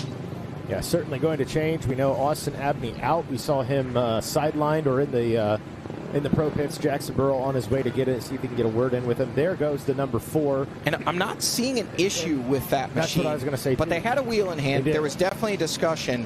So something either happened to Josh physically, had a crash, had an issue. The fact that he came in and pitted, after a lap and a half, an odd move unless he wanted to communicate something, and the fact that they were ready with a wheel leads me to believe that he had already kind of communicated back something was wrong. They took a look at the wheel and tire and opted to let him keep going with what he had on there. So we'll see if that's something he's able to kind of cope with, adapt to, and continue to move forward, or will that really hinder his performance here today, already now falling back outside the top 10, sitting back probably closer to that maybe 12 or 13 spot in the overall. So giving up a couple spots after having made some moves early in lap number 2 and had charged and made up some ground. So falling back again for Merritt. Last round's winner, not on the ride that dreams are made of here today, but still a lot of racing action left. And he knows where he's at in the points. He knows what he needs to do. He knows that he's tied with Hunter Hart, Walker Fowler 3 behind him. But right now, as they run, it would actually be Hunter Hart all alone in the number 2 spot. Walker Fowler would jump over Josh Merritt in the points, be in that number 3 spot, and Josh Merritt would fall back to that number 4 spot, which is what he's running on his machine and earned last year. It's interesting, we talked pre-show, Johnny, about, the championship's wrapped up, but we have plenty of storylines, and we're watching that unfold right now. If you don't think these guys are hungry and have something to race for at the end of the season when the number 1 plate has already been decided, think again, because these guys all out there with something to prove to themselves, if not their teams, sponsors, everybody. So, yeah, we got some good racing here. We got another hour and 10 minutes of this action. Yeah, this one far from over, but right now this rider has opened up a gap. We can count it down, but we're going to get the official live timing and scoring here in just a matter of about another mile. But as Bryson Neal comes through those Yamaha banners, 50 minutes and 15 seconds. Hold on a second here, folks. It's not 30 seconds. It's not 20 seconds. If this is the big number 3, and it is the Wyatt Wilkin, about 13 seconds. He has shaved that down. He was 36.5 seconds behind Bryson Neal a lap ago. Now 13. Wyatt Wilkin, fastest rider on the track, and this rider, Hunter Hart, on an absolute burner and bringing Walker Fowler with him. Uh-oh, folks, it might start to get crowded at the top here very soon. What looked like a Bryson Neal runaway, now starting to look like Wyatt Wilkin is almost sure to track him down. Yeah, Wyatt is just determined right now. He is like all caution to the wind at this point. Man, if you're an Ohio race fan, you got your top 2 and your 4th place rider out of Ohio. Hunter Hart coming out of New York trying to steal some of Ohio's thunder, but another rider that needs those cheers. Get out there, folks. Line that racetrack. We are getting ready to see an absolute barn burner with Bryson Neal grabbing that hole shot, opening up an early lead. Starting to yawn a little bit, Mikey, thinking it might be a Bryson Neal runaway, but no, Wyatt Wilkin saying, not today, buddy. You might have wrapped up a championship, but I'm here to win this race. This is my house, and I'm going to come take it from you. And he is bringing the fight right to the rear wheels of Bryson Neal. And I hope we see that battle. And for those at home that may be questioning Bryson Neal, well, the championship's decided, blah, blah, blah. No, you're talking about B. Neal. He's one of the all-time winningest riders. He wants a win if it's within sight. He's got that signature, is the water bottle? Yeah, he's got the signature water bottle between his teeth. This man is going to put up a fight. He's not going to lay down for Wyatt. But Wyatt... he sees them. They both see each other right there. There was the eye contact right there. That was like the bull with a red flag waving. Both of those guys saying, oh, no, I'm not going to make this easy for you, to each other. There we see Hunter Hart. Walker Fowler still in tow. So your top 4 kind of all in the same camera shot, albeit separated by some banners on the opposite side of the track. but Wilkin is absolutely charging, flying out there right now and tracking down Bryson Neal. To your point, Mikey, actually was riding the e-bike this morning, headed to the morning race start, kind of swerved erratically. Maybe I was riding one-handed, and I hear the deep voice of Bryson Neal saying, "Hey, JG, you don't have to take me out." And he was coming up to pass me. We chatted on the way to the starting line. I said, well, how do you feel about it? The championship's wrapped up. Is the pressure gone? He said, for sure, pressure lifted off my shoulders. He said, but I want to win today as badly as I did at round one. And it's home. And it's home. Yeah. The other thing that he said to me, which was interesting, Bryson Neal works on his own machines. Right. He said the biggest thing he doubts himself sometimes on is, since he's working on his own machines, he said, I put so much time, effort, and heart into my machines. He said, I'm taking stuff apart that I've already put together, checking it a third, fourth, fifth time, stressing about it. He said, I haven't been doing that the last couple weeks. He said, I got the championship wrapped up. I know my machine's top-notch. I know I got the best parts. I know I got the best team. I know my machine is ready to go. I'm not obsessing about it because there's nothing in it for him. Yeah. It's a race win. It's not a championship. Folks, Mikey, I'm going to let you take this one. You take a look at our lap times this last lap around. B. Neal, your leader, but look at that 24:30.802 of Wilkin, 24:33 for Hunter Hart. You don't think those guys are hungry. Walker Fowler back to a 24:51. 25 flat. But yeah, Brandon Owens back there, obviously another one you got to watch out for. He's faster than the two guys in front of him. But Johnny, that 24:30, you do that, you start doing simple math, and he should be on that rear wheel of Bryson Neal if they stay on that pace here toward the end of this lap. Well, it's interesting. Bryson Neal out front, no real pressure behind him. We saw him kind of doing the leg kick, the lock-in. We were kind of thinking, or maybe you weren't, but I was. No, yawn fest, yeah, Bryson Neal maybe going to run away with this one. 4 riders in the top 6 actually turning faster lap times than our leader, Bryson Neal, or in the top 8 or whatever that was on screen there. But 4 riders behind him turning faster laps shows me maybe Bryson had a little miscue that we didn't see on camera, but we actually saw from camera shot to camera shot why it was continuing to reel him in. And it looks like we do have an update with Jackson Burrell with the unfortunate early departure of Austin Abney. Yeah, guys, I've made my way down to the pits. We found Austin Abney. Abney, some trouble for you here today. Will you tell everybody what's going on? Yeah, I got bumped there on the start. Don't really know my fault, whose fault it was. Could have easily been mine, but bit the quad up good. Got the Nerf bar snapped in half. Something in the rear end's not straight. I don't know if I got that bent axle, if the swing arm's twisted or what, but every time I go on a straightaway, just wants to buck me off, and I'm out of it for points for the year. I've destroyed 3 rear ends in the last 4 races. I'm not trying to destroy anything else, so we pulled her off, and we'll get the quad fixed and see everyone in 2 weeks. All right, Austin, thanks for the update, and we look forward to seeing you in Indiana. Well, Mikey, we talked about that. You weren't in here for the start recaps, but there was a lot of bumping and banging in that XC1. Everybody wanting to get to the woods first, and we always see that. But we saw quads up on 2 wheels. We saw riders get nearly bucked off their machines. A lot of contact. And now that makes me wonder with Josh Merritt's issues. He was way back there in the pack. Also, he got pinched by Bryson Neal and John Glauda off the line. I was standing behind and saw it, and there was just, it looked like somebody had dropped him into a Plinko plate, and he was just ding, ding, ding, ding, ding down there. So perhaps some damage for Merritt as well, but Austin Abney himself saying, yep, we bent the quad up. Yeah. Really wasn't rideable at speed. Why take a chance on tearing up more equipment? Like he said, not really in a points battle. Sometimes discretion is the better part of valor. Obviously, he wants to get out there and mix it up with the boys, but he'll have his opportunity in 2 weeks at his home state race. He's a home state guy. He's not from Crawfordsville like our man Mikey Waynes is, but he absolutely is a home state boy, and he rides so well there. So we'll look for big, big things out of the 703 coming up here in 2 weeks at the granddaddy of them all, the Ironman GNCC. But first, we got to get to the finish line in this one. See what the gap is. 56-26 kind of coming into our camera shot. I don't really think that Bryson Neal is taking kindly to Wyatt Wilkin reeling him in. So it looks like it's about 12 seconds. So Wyatt Wilkin has made up about another 1 second. But Bryson Neal really, to me, more sense of urgency coming down that creek than a lap ago. We talked about it. He was kind of taking it easy, saving the gloves, saving the goggles. Not this lap. Full sprint, charging down that John Penton Creek. Hunter Hart, now we see him there in the number 3 spot, taking a look down at something on the right side of the machine.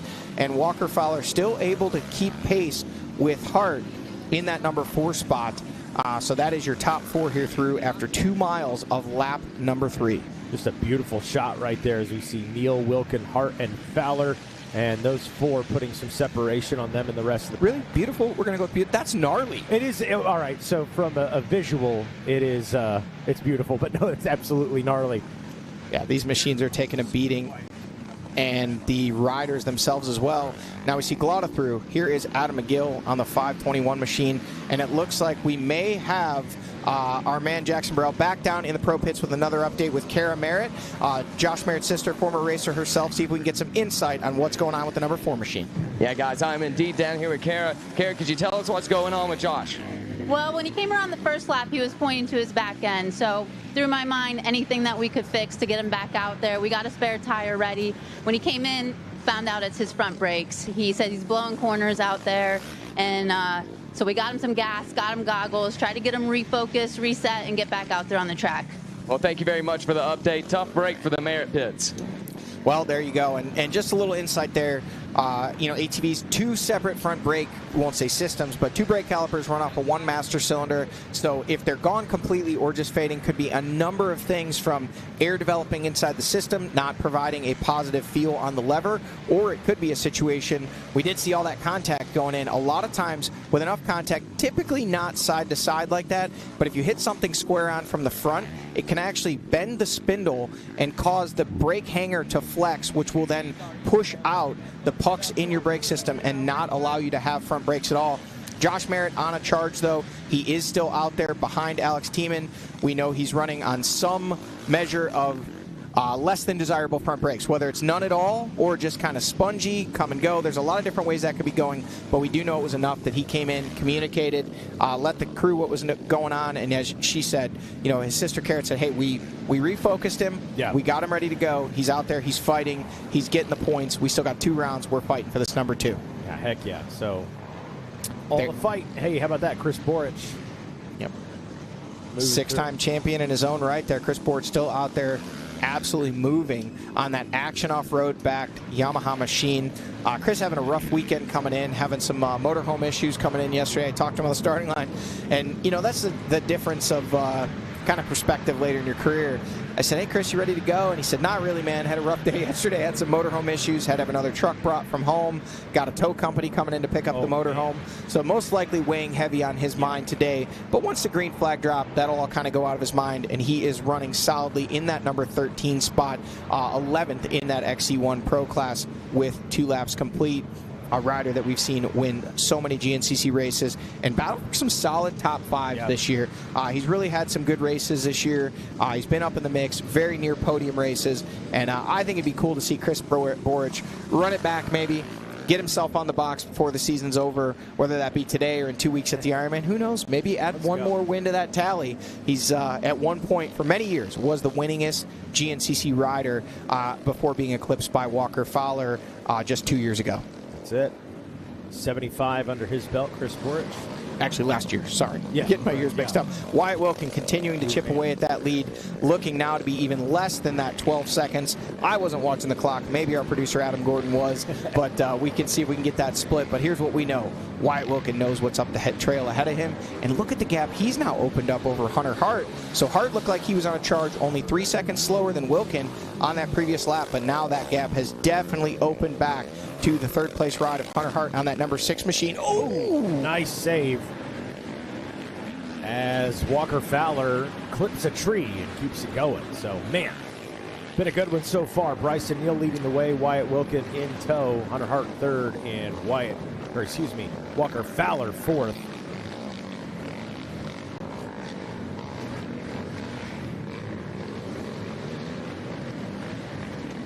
So there you go. Stage is, it's set. The table's set. We're going to take a commercial break. But first, want to look at a few highlights coming into the point we are at right now. Off and rolling. Ricky Towery, the waving of the flag. Bumping, grinding. How about that? The Gator, Adam McGill, getting pushed to the outside. He has rebounded pretty nicely, though, about middle of the pack, and has a good ride going. But it is the Bidwell Bullet. Bryson Neal leading the way out in front. What a shot right there. But he has got company. Wyatt Wilkin in hot pursuit. And just behind them, Hunter and Walker. Who's it going to be? John Penton, GNCC. Be back right after this. Whatever you drive, however you drive. AMSOIL specially engineers lubricants to maximize power, performance, and protection in your vehicles, so you can work hard and play hard with confidence.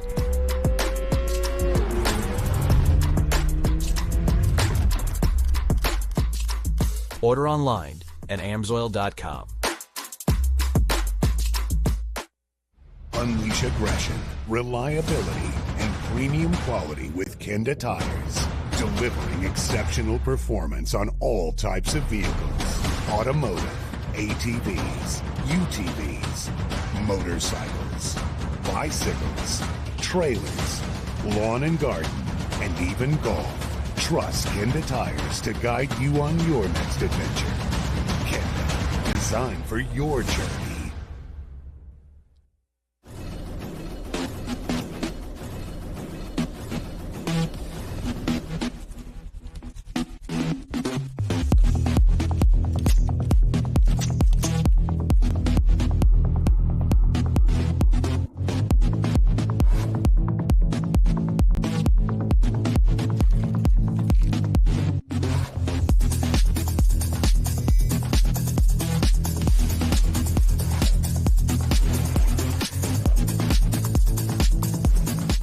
Born of family values and a homegrown work ethic, Cometic Gasket seals your machine so you can focus on the finish line. Cometic Gaskets are the competitive standard for racers who demand the very best inside their engine. Cometic Gaskets are always constructed from superior materials designed to perform in the most demanding environments. Whether it's a championship on the line or a day in the dirt with friends, professionals and enthusiasts alike depend on Cometic. Cometic Gasket, sealing championships since 1989.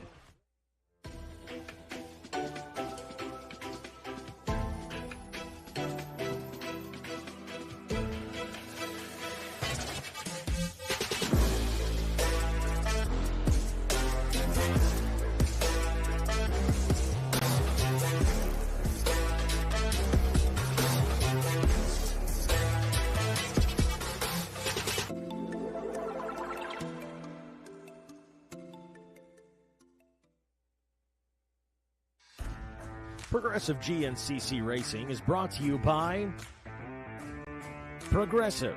Progressive could save you hundreds of dollars on your automobile and motorcycle insurance. Specialized E-Turbo bicycles. It's you, only faster. RockyMountainATVMC.com. Get ready. Welcome back here to the Wiseco John Penton, everybody. Round number 12 of the 2025 season, round number 12 of 13. And right now, Bryson Neal in control of this one, but he's got some company as Wyatt Wilkin has started making his way towards the front of the pack. Looks like we're going to play some videos for you guys of some of the activities that we had, including Mikey Waynes' birthday party. This was... I got to say, that, thank you guys. Thank you so much for this. This was cool as hell. But I'm 40 years old, and this is the very first surprise birthday party I've ever had. So there you go. I've never felt more awkward in my life having my birthday sang to me as a grown man. But, yeah, y'all made my day. Johnny Gallagher was there. I felt like a VIP. I was enjoying my pizza. They made me stop so I could sing to you, but I was happy to do it for you, buddy. Oh, thanks, man. Appreciate it. Stu Baylor, the whole crew coming out. I had to remind him. It's been so long since he had a proper birthday. I had to remind Mike, you got to make a wish. Yeah. You want to tell us what it was? No, I can't do that. Yeah. There was, and then big shocker, Stu Baylor and Carrie Joe jawing at each other, probably arguing about something, no doubt. No, it was a lot of fun. Thanks, you guys. I didn't expect a Racer TV shout out. Of course. I felt pretty bad. I was given the time. I knew it was a 6:30 surprise. We have a visiting rider from Arizona. Was trying to get him his race bike. He's going to ride Caleb Russell's 450 this weekend. Clayton Hengefeld will be joining us in the afternoon race tomorrow. We're unloading the bike, and I look at my watch. I'm like, dude, I got to go right now. We get the bike out of the truck, and I hear about 50 yards away, surprise! Aww. And I'm like, okay. Yeah, so it was good. Okay. It was, but it was a great party. Obviously, congratulations on being over the hill officially. Finally. You were a little unsure of that. The hill. The hill was 50. No, the hill's always been 40. Now we moved the hill. Always been 40. I thought it was. I thought I had another decade. Man. Let me tell you somebody about somebody who has 7 years of over-the-hill experience. It's not that bad, man. No, it's not even that it's not bad. It's great. Life is what you make it. Age is just a number. Right. You're in the best shape of your life. You're out there crushing it. You're killing it on Racer TV. You got young pups like Jackson Burrell looking up to you, wanting to be Mikey Waynes. He's only got to gain about 199 pounds. And then you got to drop 50 of that. Yeah, exactly. But no, it was a great little birthday celebration for you there. Obviously, showing the love that GNCC Racing and your family here has for you. This guy right now, man, on a charge. That is full go mode for Wyatt Wilkin, trying to track down what was 36.5 seconds down to 12.2 in just one lap. He charged up, and now Bryson Neal got the memo. It's no surprise attack anymore. Bryson Neal knows he's coming, and Wyatt Wilkin still trying to chip away at that. We'll see if we can get a gap on one of our shots here. I did not see Bryson Neal. We were too busy talking about your birthday, Mikey. But this race is going to go on. This is important. Here is Bryson Neal now at the 7-mile marker, coming through 108.07 past those arrows there. We'll see if we get a shot of Wyatt Wilkin, and here he... Not but if you're a Bryson Neal fan, he's opening it back up. Yeah. If you're a Wyatt Wilkin fan, he's getting on the gas because he had it down to 12 seconds, and now it has opened back up. Looking like it is now 21 seconds. So he's opened up another 9 on Wyatt Wilkin, but Wyatt Wilkin just looks like he's absolutely flying. Just goes to show you how smooth the Bidwell Bullet is. He has continued to just charge. Even when Wyatt Wilkin was able to put the pressure on, Bryson Neal stretches it back out. Yeah, I mean, hard to speculate or easy to speculate, I guess, depending on how you look at it. But how much of this is Bryson Neal as well saying, okay, I'm out in front. I feel comfortable with this gap. Wyatt Wilkin closes in on it as Wyatt Wilkin tosses the goggles, comes in for a pit stop. And how much of it is Bryson Neal saying, okay, I can hear Wyatt, I can see him, I need to get that gap back up to a place where I'm comfortable with it.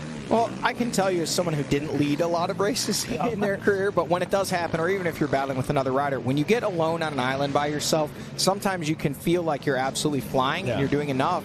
And then suddenly a rider will seemingly just come out of nowhere and make up time. Look at this.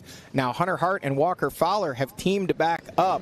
Hart has started to march away, but Walker Fowler now been able to match the pace and looking like he's going to leave again pretty much right on the rear wheels of Hunter Hart in that battle for 3rd and 4th place on the racetrack. It's easy to lose track of exactly where you're at and what your pace is. Obviously, Bryson Neal has won a ton of these races. He knows he needs to push, but you also have to tread that fine line when you're out front of, hey, if I'm doing enough and I've opened up a 30-second gap, I'm not going to needlessly continue to risk it for the biscuit, potentially, make contact with the tree, left rider, whatever it may be, and lose time or damage the machine. So he's riding a smart race, and now that he sees the pressure come from Wyatt Wilkin, seemingly seems to have picked that pace back up and turned a 12-second gap into 21 at our last camera shot. So the Bidwell Bullet, speed in reserve. Yeah, it's just ridiculous to look at something like that. We see it on the motocross side, Jet Lawrence. We talk about him doing that. Look at this. Brandon Owens up to the number 5 spot. Out of nowhere. He was back in, was it 14th a lap ago? Correct me if I'm wrong. He does not pit in the pro. He does not. He's got a he does not. pit. We do see McGill in the pits now, so it looks like that is our 6th place rod. So unless we missed him, John Glauda Jr. Has not come through there. Looks like they are still waiting for him. Now we see McClure in the pits as well. And here comes Glauda slideways. Our man Zach Heron not with us this weekend, out in California doing some announcing for the Arena Cross Series. We're going to miss you this weekend, Zach, but we are going to steal your catchphrases. Bryson Neal coming in there slideways, putting it into the Phoenix Racing Yamaha pits, getting a water bottle, getting some fuel and goggles, it looked like, and on his way there, charging, trying to get himself back in that mix for the top 5. There's Wilkin. That is your number 2 ride. We'll see what the gap is back to the 6 of Hart and the 2 of Fowler, who have teamed up and are now trying to chase back down the number 3, who was behind both of them not long. Actually, I think he was ahead of Hunter Hart the whole time, but he did get around Fowler and was able to pull away. Now Fowler has latched onto Hunter Hart, and that is not only a battle for the number 3 spot on track, it is a battle for the number 2 for the 2025 race season. Bryson Neal wrapped up the championship just 2 weeks ago. These guys hot and heavy getting into it, trying to throw down and see who can secure that number 2. We do still have one more race to go in 2 weeks' time, but today, who's it going to be that comes out on top? This has been a good one, and man, we are over the halfway point already. I feel like we should be like 15 minutes into this race, but here we are, hour and 12 in. And did we see a two-lap card? I don't recall. I kind of anticipated it being a 4-lap race, but it might be one of those we're close enough to where. Well, no, because we're pretty deep into lap 3 now, and good point. Yeah, the first lap was 27 minutes for the first lap, 24 minutes for the second lap. I really think this will end up likely being a 5-lap race, and it will go over the 2-hour mark. That's just speculation. We don't make those calls. We talk about that all the time on Racer TV. We're here to hype it up, bring you the action, let you know what we see, and we let the race officials decide things like course markings and penalties and race length and all the important stuff. We're just here to be the talking heads. Well, Johnny, I think that's a good guesstimate. As a 4-lap race earlier today, and it wound up being just a little bit under, so I do believe you're right about a 5-lap race here for this one. So we'll wait and see. We should get that information for sure here in just a few minutes from the race officials. I'll let you know. But hey, we've talked about Wyatt Wilkin a lot. I know you guys have touched on it. I know Mikey's touched on it a lot. But when I was listening to him in his pre-race report, that is a rare Wyatt Wilkin. I don't know that I've ever heard him. 5-lap race is confirmed. Everybody just getting that from OPAG. But, yeah, I don't know that I've ever heard Wyatt Wilkin speaking in the kind of manner that he did. You kept it short with him. You said, all right, that'll do, man. No more questions for you. It was just focused and determined. And it's interesting because we talk all the time about, what a fun person, fun guy, not fungus, fun guy, Wyatt Wilkin is. And, yeah, sometimes when he's like all business and you can tell he's focused, it's almost refreshing because it's like, okay, yeah, you're still going to go have fun out there on the track. You're racing your ATV, but man, he's focused today, and it's showing in the results. Well, you've got to take the perspective of Wyatt Wilkin. Last year it was kind of the aw shucks. I didn't expect to be here. I won a race. I had a bunch of podiums. I finished number 3 for the year. Suddenly you have that off season. You put that number 3 on your bike. You see it there, and you're like, wait a minute. Like when I was a kid, I used to look up to those pros with the single-digit numbers and those guys on the XC1 line. They were race winners and podium contenders, and man, those guys are just so awesome. And you kind of start to feel like, well, wait a minute, now I'm that guy, and it can come with some heavy pressure. Wyatt has been riding very well all year. It's been a lot of silly things. He's made some mistakes himself, and he's admitted that, but I think a lot of that does come with the pressure. And I think you're seeing that in the interviews, and you're seeing that in the way he's riding now. He's out there with a point to prove. Right. He knows he is that guy that earned number 3 last year and won those races, or won that race, and was a multi-time, podium contender and finisher. So he's out there pushing the pace right now, but it's tough when you're going against somebody that has everything rolling their way like Bryson Neal does right now. 4 championship run, all these wins, and we're talking about the pressure that Wyatt Wilkin is putting on himself. Bryson Neal has none. He's already wrapped up the title. He's out there just racing for glory, racing for fun. We saw him leg off to the fans. And sometimes when you get into that headspace, it can be tough to match. And what we're referring to here with Wyatt Wilkin, for everybody that's at home, as we see the number 3 machine on screen right now, is in that pre-race report earlier today, he said, I'm going to go out there and get a win. And you could just tell in his voice, it wasn't the normal Wyatt Wilkin of, that's the plan for today. He meant it. He's saying, hey, I'm going to do it. And I'm a believer in Wyatt Wilkin, no doubt. So we'll see if he has anything for Bryson Neal today. If Wyatt Wilkin could catch up to Bryson Neal, just to catch up to Bryson Neal here in this one, man, what a race that would be for him. And we still have the big unknown factor, the X factor, with 2 laps of racing left. Lap riders. We've seen a few kind of pull out of the way, but we know as this race continues, they're going to get deeper and deeper into those B-class riders, the H-class riders, even the A-class riders, and they're going to have to navigate those. A distinct disadvantage typically for the rider out front, which right now is the number 1 of Bryson Neal. He is the first machine, the first rider that comes up on those lap riders. Yeah, they hear a bike coming quick and fast, but they're also battling for positions in their own classes. They're not aware that they're being lapped until Bryson Neal goes by. They see that big number 1. It becomes easier for each rider behind to make those passes. Will it be enough for Wyatt Wilkin to close up the gap? Yep. Does he have more speed in reserve that he's going to unleash? We don't know. That's why we watch these races, but we sure get to hype it up. Yeah, it's been a fun one to watch. We wait on Wilkin to check in here through the finish line as Bryson Neal rolls out. I didn't see Ricky raise a 2-lap card, but I saw it in his hand. I may have just missed it. I'm sure Bryson Neal got that. Yeah, it definitely would not be more than 2 more laps of racing as Wilkin comes in now. Just 2 more turns. Bryson Neal with a 24.16. So you want to talk about picking up the pace. Last lap, 24.54. This lap going 38 seconds faster for a 24.16. And as we look now, Wyatt Wilkin with a 24.45, actually slowing down 12 seconds. That now all adds up to a 40.6 second gap from what was 12 seconds a lap ago. Bryson Neal's on a tear, and no one able to match that pace right now. Here's another battle on screen over the number 2 for the year and over third position on the track. Hunter Hart has it. Walker Fowler wants it.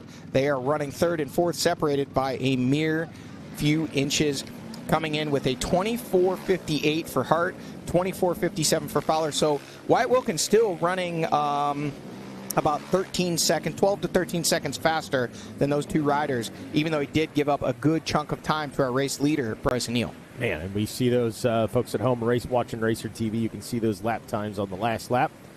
Put in perspective some of those gaps that we're seeing. Johnny, you talked about the lap rider. Something that's been in the back of my head this entire race is talking about championships, getting down to round number 12. A lot of these lap riders, they're going to be in battles for championships themselves, and even if it's not intentional, it's going to be easy for that focus to be lost and be caught in your own race today. So the lappers could very well play a big part of this race. Absolutely, Jackson. Great observation and, great insight there, and you're exactly right. Early on in the season, everybody kind of has championship aspirations, but a lot of these riders that will be getting lapped are either battling for not only position in this race, but in the points, some of them for class championships. And when you get in that mindset, especially if they're battling with another racer, they know they're tight within points, they're going to be protecting lines. They're not going to want to look behind them because that shows weakness to the rider behind you. In some cases, what you think is the rider that you're battling for position is actually a freight train of Hunter Hart and Walker Fowler coming, or our race leader, Bryson Neal. You can see this rider here. Again, they're still a little further back in the lap riders right now, kind of hitting them one at a time. But I don't think it'll be too long until we start seeing them hit groups of 2, 3, 4, maybe even more riders at a time, and that can be valuable seconds gained or lost. Into the woods they go. We still got leaves on the trees. It'll probably be a different story in a couple of weeks when we get over to Indiana. See, some of them have already dropped.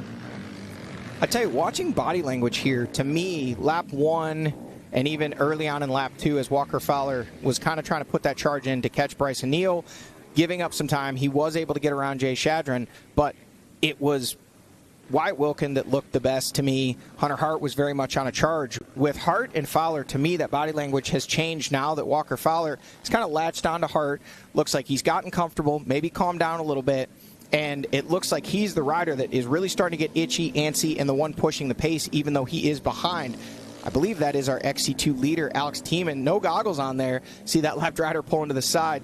So if we look back here, Tiemann running early on in that number 9 spot, all the way up to 6th place overall, guys. Yeah. He is on a charge, making passes. He's gotten around Glada. He's basically to the rear wheels of McClure, as we saw in our last camera shot there. We show him ahead of McClure and McGill on the overall, but that's after that time correction starting on row 2. But Tiemann, 6th place overall, really, really wanting to put the emphasis on this 2025 XC2 title and charging out there right now. Yeah, and was physically ahead of J-Shad. Saw him just at the tail end of that shot. There is the other rider thoroughly embattled in that battle over the number 2 spot, tied with Hunter Hart starting the day today. Hunter Hart up in that number 3 spot. Merritt in the running order all the way back in 11th. So that is a big gap in points. Josh Merritt is going to, for a minute I thought that might have been Brandon Owens. But that is another lap rider. They're having some struggles at our FMF PowerPoint. Repetitive to say, but the camera shot, the camera just doesn't do justice. We're so happy to have Racer TV. You can't see just how steep this hill climb is. It's basically a vertical wall you're shooting up. You have some speed coming up to it, so as long as you hit your line and stay on the gas, you'll pop right up it. But it looks like that rider may have made contact with the one of many trees, large trees here on the John Penton racetrack, having to back up and have another go at our FMF PowerPoint. Here comes former XC1 pro bike rider Lane Michael on that GNCC official track sweep machine. They're sporting that new Moose gear. He's out there having some fun, riding a wheelie up the hill there. And I actually did get word from Lane yesterday. Came back to my trailer and there's some tools missing. And he said, I had to go make some repairs. The sun was in my eyes, and I loop out Larry'd the track sweep machine up one of the hills in the John Penton section when I was pre-riding the course. Lane is our GNCC course inspector. Goes out, takes a look at it from a race perspective. Obviously, the track crew, phenomenal job. never hurts to have another set of eyes that wasn't out there, a part of laying it out, checking it out, make sure the markings are clear, make sure everything looks safe, looks ready to go for race day, and Lane tested just how difficult that John Penton section can be by ripping the rear fender completely off that machine, having to do a little fender swap there yesterday. It happens. Well, Bryson Neal leading the way in this one. Wyatt Wilkins still in pursuit, but Bryson Neal seems to be maintaining a gap, at least to this point right now. The 2-lap card is out. We got some great racing coming up to close things out. But again, Wyatt Wilkins sitting in that 2 spot. It is Hunter Hart and Walker Fowler battling for that final podium position. Can they push themselves up into contention for the overall? And then, of course, Alex Tiemann, got to show him some love out of that XC2 class, having the ride that dreams were made of, flirting with the top 5, but it's the Bidwell Bullet out in front leading the way. It is the other Ohio native, Wyatt Wilkins, in hot pursuit. Who's it going to be? We'll be right back after this.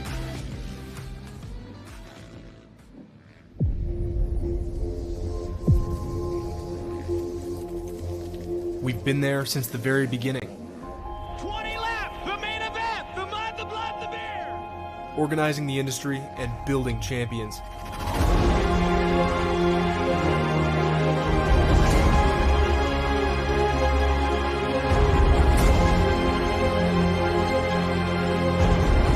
"100 years of defending your rights to ride into the future."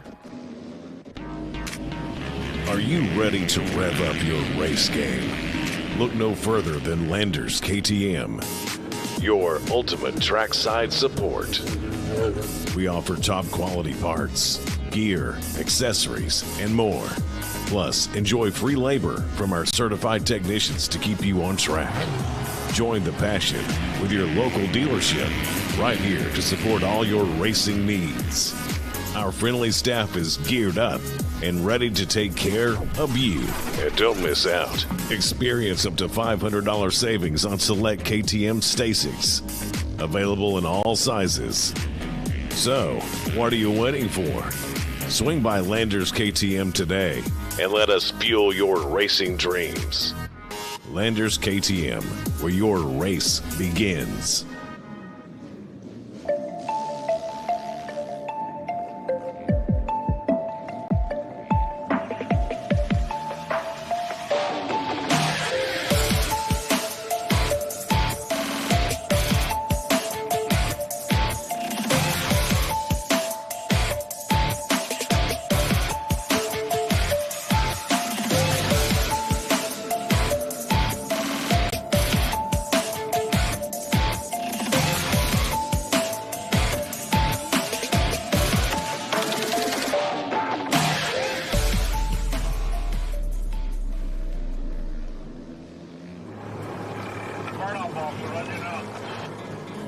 Community, family, teamwork.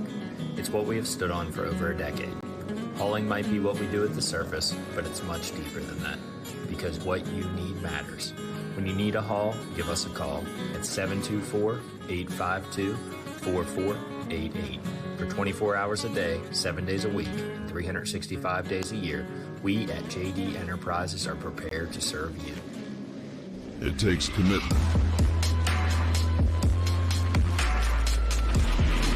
passion, and endurance to make something great.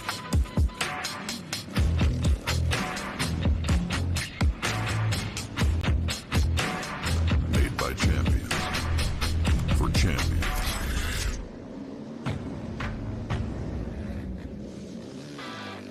On Track School is an online private school catering to some of the top athletes in the world. We offer a flexible schedule for students that are chasing their dreams and always on the go.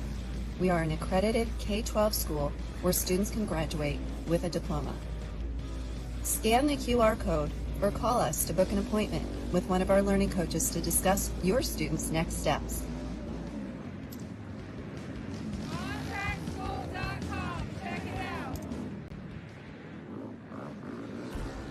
Progressive GNCC Racing is brought to you by Progressive. Progressive could save you hundreds of dollars on your automobile and motorcycle insurance. Specialized e-turbo bicycles. It's you, only faster. RockyMountainATVMC.com. Get ready. All right, once again, everybody, welcome back here to round number 12 of the 50th annual season of GNCC Racing. There goes Bryson Neal on screen right now, your leader in the XC1 class and the overall. And he did have some company behind him. Let's see how far Wyatt Wilkin is going to be this time through.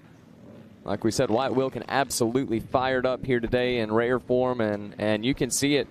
He's letting the action speak out on the track. Yeah, we clocked that gap being down to almost 13, 14 seconds in that ballpark at least. And when they checked in 3 laps completed to bring out the 2-lap card, it was 40.5 seconds, the gap between B. Neal and Wyatt Wilkin, and that looks to just about maybe be the case, maybe even a little more right here. Back to Wyatt, and there he goes. Yeah, that gap seeming to have definitely grown a little bit there. And I have to wonder, Mikey, if what you were saying about Bryson Neal, maybe getting some pit boards, something going on there that he knew the gap, knew that he was getting closed up on there by Wilkin and able to stretch it back out. But it seems like that gap has continued to grow. Well, and we see this a lot. I mean, whether it's ATVs on the two-wheel side at a GNCC on Sunday, we see it in Moto where a guy will chip away at a lead that someone like Bryson Neal has, and you're like, oh, he's closing the gap. Well, how much energy is Wyatt Wilkin exerting to get that gap closed, only to get there and be kind of not left in the dust? I'm not saying that by any means, but Bryson Neal wicks it up to that same level and increases that gap. We just saw Hunter Hart and Walker Fowler buzz past that battle, still a tight one. Yeah, those two absolutely going at it, trying to fight for that second place spot like we've been saying, and that means a lot to these guys. You might not think it what a number 2 would mean for him for the season, but anytime you see a guy with a single-digit number here at GNCC, that means they've earned it, and these guys wanting to have it. Fowler wanting to continue to have that number 2 in the next season. I heard him say that earlier today, and of course Hart would love to get it down from a 6 to a 2. That would be a great achievement for him. Bryson Neal buzzing past the 5-mile mark, and yeah, Jackson, you're absolutely correct. I mean, those guys, Walker Fowler had mentioned that in that pre-race report of just being, I thought for a second, I think that's the hydration pack. I thought it was Wyatt Wilkin's hair for a second. But anyways, Walker Fowler said, hey, that national number 2, obviously the championship's wrapped up, but that number 2's on the table. So you cannot think for a second that, Walker doesn't want that. Hunter Hart doesn't want that. Josh Merritt certainly wants that, although today not going Josh Merritt's way. Back in the 11th spot as he checked in with 3 laps completed. And you kind of have to wonder, is the machine not holding it back just a bit good enough to give it a go, as we see Wyatt Wilkin right there, and I think that gap's still in that 40-ish range. Yeah, no doubt. Now we'll see what this gap is behind. I have to wonder if Hart and Fowler are going to slow each other up here. Who knows, maybe even push each other up farther towards Wilkin, but one thing to take note of, look at how many lap riders are making their way through while we wait. So these guys are going to have some work ahead of them. Yeah, and some tight sections of this track as well. Going to make it very difficult for Wyatt Wilkin to course his way around those lappers. On the flip of that, maybe he gets the benefit. Maybe Bryson Neal being out front, he's the first one up on that lap traffic. They're not as prepared for it. They're not anticipating it. Just look at that. Hunter Hart, Walker Fowler, the shadow behind him in that 4 spot. And that's a battle that very well could go down all the way to the checkered flag between Fowler and Hart there. Hart going to be on the HHR Fly Racing Quad Tech back ride. Trying to pull off a podium as we get late into the season. Just 1 round left after this. Going to be headed back to Indiana for the Ironman. The biggest, possibly the biggest race of the year here for GNCC coming up for that final round. So be a good stepping stone for the boys like Hunter Hart to grab himself a podium here this weekend and continue that on into a few weekends from now when we move to Indiana. There goes the number 3 machine. I do believe Wyatt Wilkin makes his way by camera mile number 7. So 3 laps complete. We do know this is going to be a 5-lap race here. Isn't going to be too much longer. We're going to be checking in for 4 laps in the books. saw Wyatt Wilkin, Bryson Neal. Take a look here. Brandon Owens kind of quietly having himself a day, sitting 5th in the OA. Just a great ride by him. And obviously Alex Tiemann, and there goes that battle we continue to watch between Hart and Fowler. Hart still leading the way for the 3 spot. Alex Tiemann obviously having a day in that XQ class, leading the way and sitting 6th OA. Absolutely stellar ride by him, and got to hand it to Adam McGill after being last into the woods off the start. Has managed to work his way up into 7th in the overall and 6th in the XC1. So here we go, Wyatt Wilkin on screen now from your Yamaha Racing live drone, and here's the lap traffic we were talking about. Wilkin having to make his way through, and some of these tight sections that you were expecting, Mikey, not able to do it, having to follow just a bit, not losing a ton of time, but definitely not where he wants to be. And Wyatt definitely letting that rider know, like, hey, I know we're on some single track in the woods right now, but we get to that open section, buddy, you better move it, because this freight train is coming through, and they're buzzing past the lap traffic. Goes Wyatt Wilkin. And to be the devil's advocate for the lap riders here, I mean, those guys right there battling it out with each other, unless Wyatt Wilkin is on the throttle like that, I mean, you don't know that it is one of those guys that are behind you. Yeah, that's exactly it. So there you go. B. Neal, the Bryson Bullet, the Bidwell Bullet, in for a splash of fuel, getting some electrolytes, it looks like, and he will have that water bottle hanging from the teeth for the next 30 minutes probably. I don't know how he does it, but he does. There's a little bit of gunpowder for him, getting ready to fire off, finish this one out. Wyatt Wilkin back on screen, making his way towards that pit lane, see if he's going to have to stop this time around. Saw him taking that pit, I believe it was last lap, getting a splash of fuel and some goggles. Yeah, so man, look at the gap that Bryson Neal opened up, and just kind of lends itself to that idea that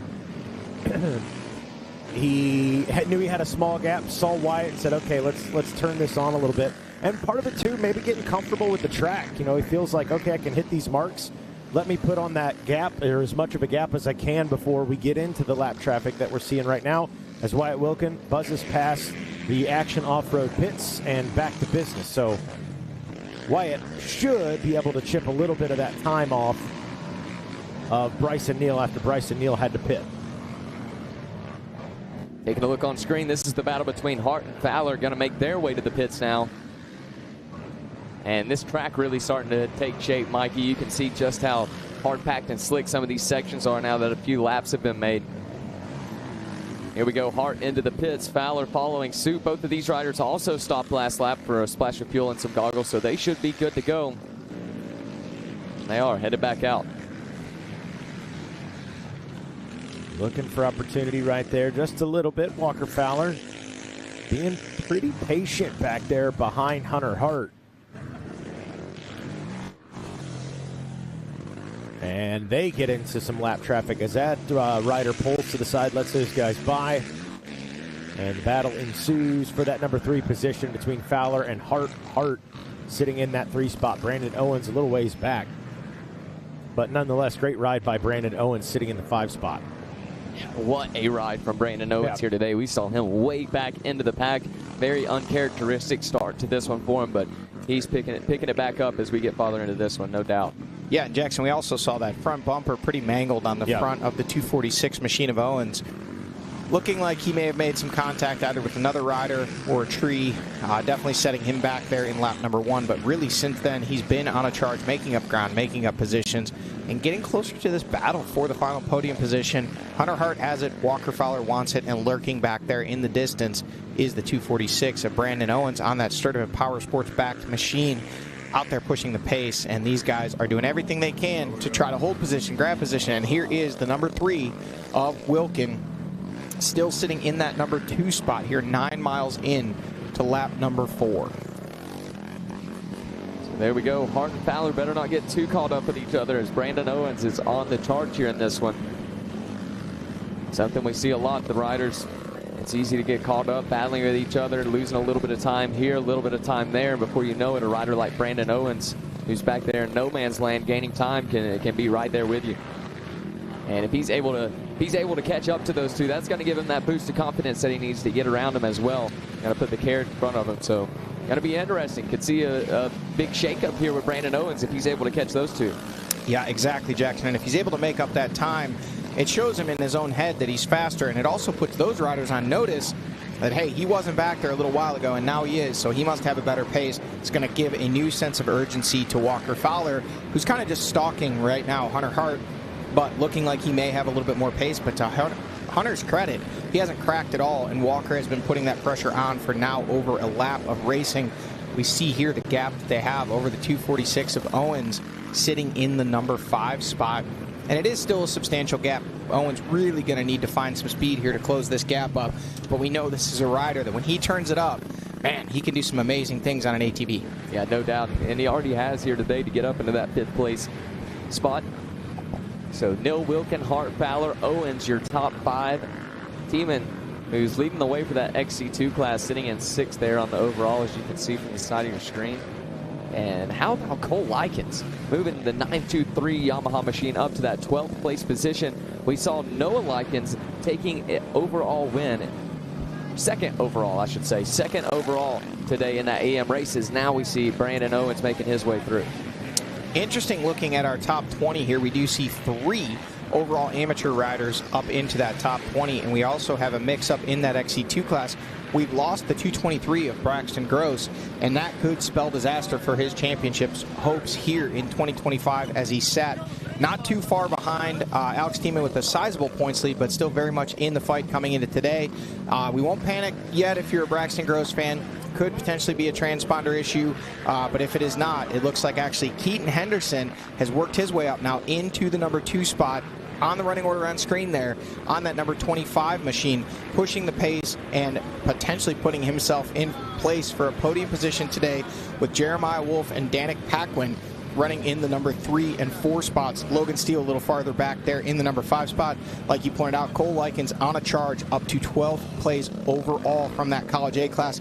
Talon Stout, Brody Poland, 18th and 20th overall, would sit 2nd and 3rd in that College A class. Here we see Jay Shadron coming through there in the number 9 spot overall, 8th place in that XC1 class. And jumping ahead now to the 10-mile marker, the Bidwell Bullet out front, Bryson Neal still on a charge, continuing to open up that gap. 30 seconds on lap number 1, 12 seconds on lap number 2 after Wyatt Wilkin putting in a charge. 40.6 seconds with 3 laps complete is what the gap was for Bryson Neal, and it looks like it may be continuing to grow over Wyatt Wilkin in that number 2 spot. It looks to be the case. That Bidwell Bullet is definitely firing off here in this one. Mentioned the Likens boys there. They're 2 up and coming, and also the Poland. They're on their way to the top as well. Bryce Poland getting another overall finish and an overall win in that AM race. So a shout out to those boys. We have some 250 All-Stars. It's not going to be long until we're going to be seeing them here in this PM race and battling for some wins themselves. So going to be interesting to see the XC2. We could very well crown a champion here today. Yeah, we'll see if we can get an update on that or watch on screen and see if we see the 223 of Gross still out there circulating. Perhaps a transponder issue, but if not, according to our live timing and scoring, he has now dropped back outside of the top 20 overall and outside the top 5 in that XC2 class, which again could spell disaster for his championship hopes here in 2025 in that XC2 class. Sure could. Tough break if that is going to be the case. We'll keep our eyes out, watching from the mile 10 marker here. Here comes that battle. Hunter Hart has that number 3 spot. Walker Fowler literally just glued to the rear grab bar of Hunter Hart as they continue to push each other, prod each other, try to find a way around if you're Walker Fowler, try to shut down every attempt if you're Hunter Hart. And I don't know that you could find racing much closer than this, folks. Yeah, Walker Fowler like a gnat in the ear of Hunter Hart right now, just pestering, looking for an opportunity around him, or maybe even trying to force Hunter into a mistake. Little update from Mr. Outlier Performance himself, Levi Cohen, on Josh Merritt texting to say that the feedback they're getting, Josh Merritt has not had front brakes at all. So it's not just spongy front brakes, but no front brakes at all since lap number 1. Again, don't know if that was some type of air developing in the system or potentially from contact early on in the race there. Again, we saw a lot of bumping and grinding going on that XC1 start, and Merritt may have been, as we saw, Austin Abney also sustaining some damage as well.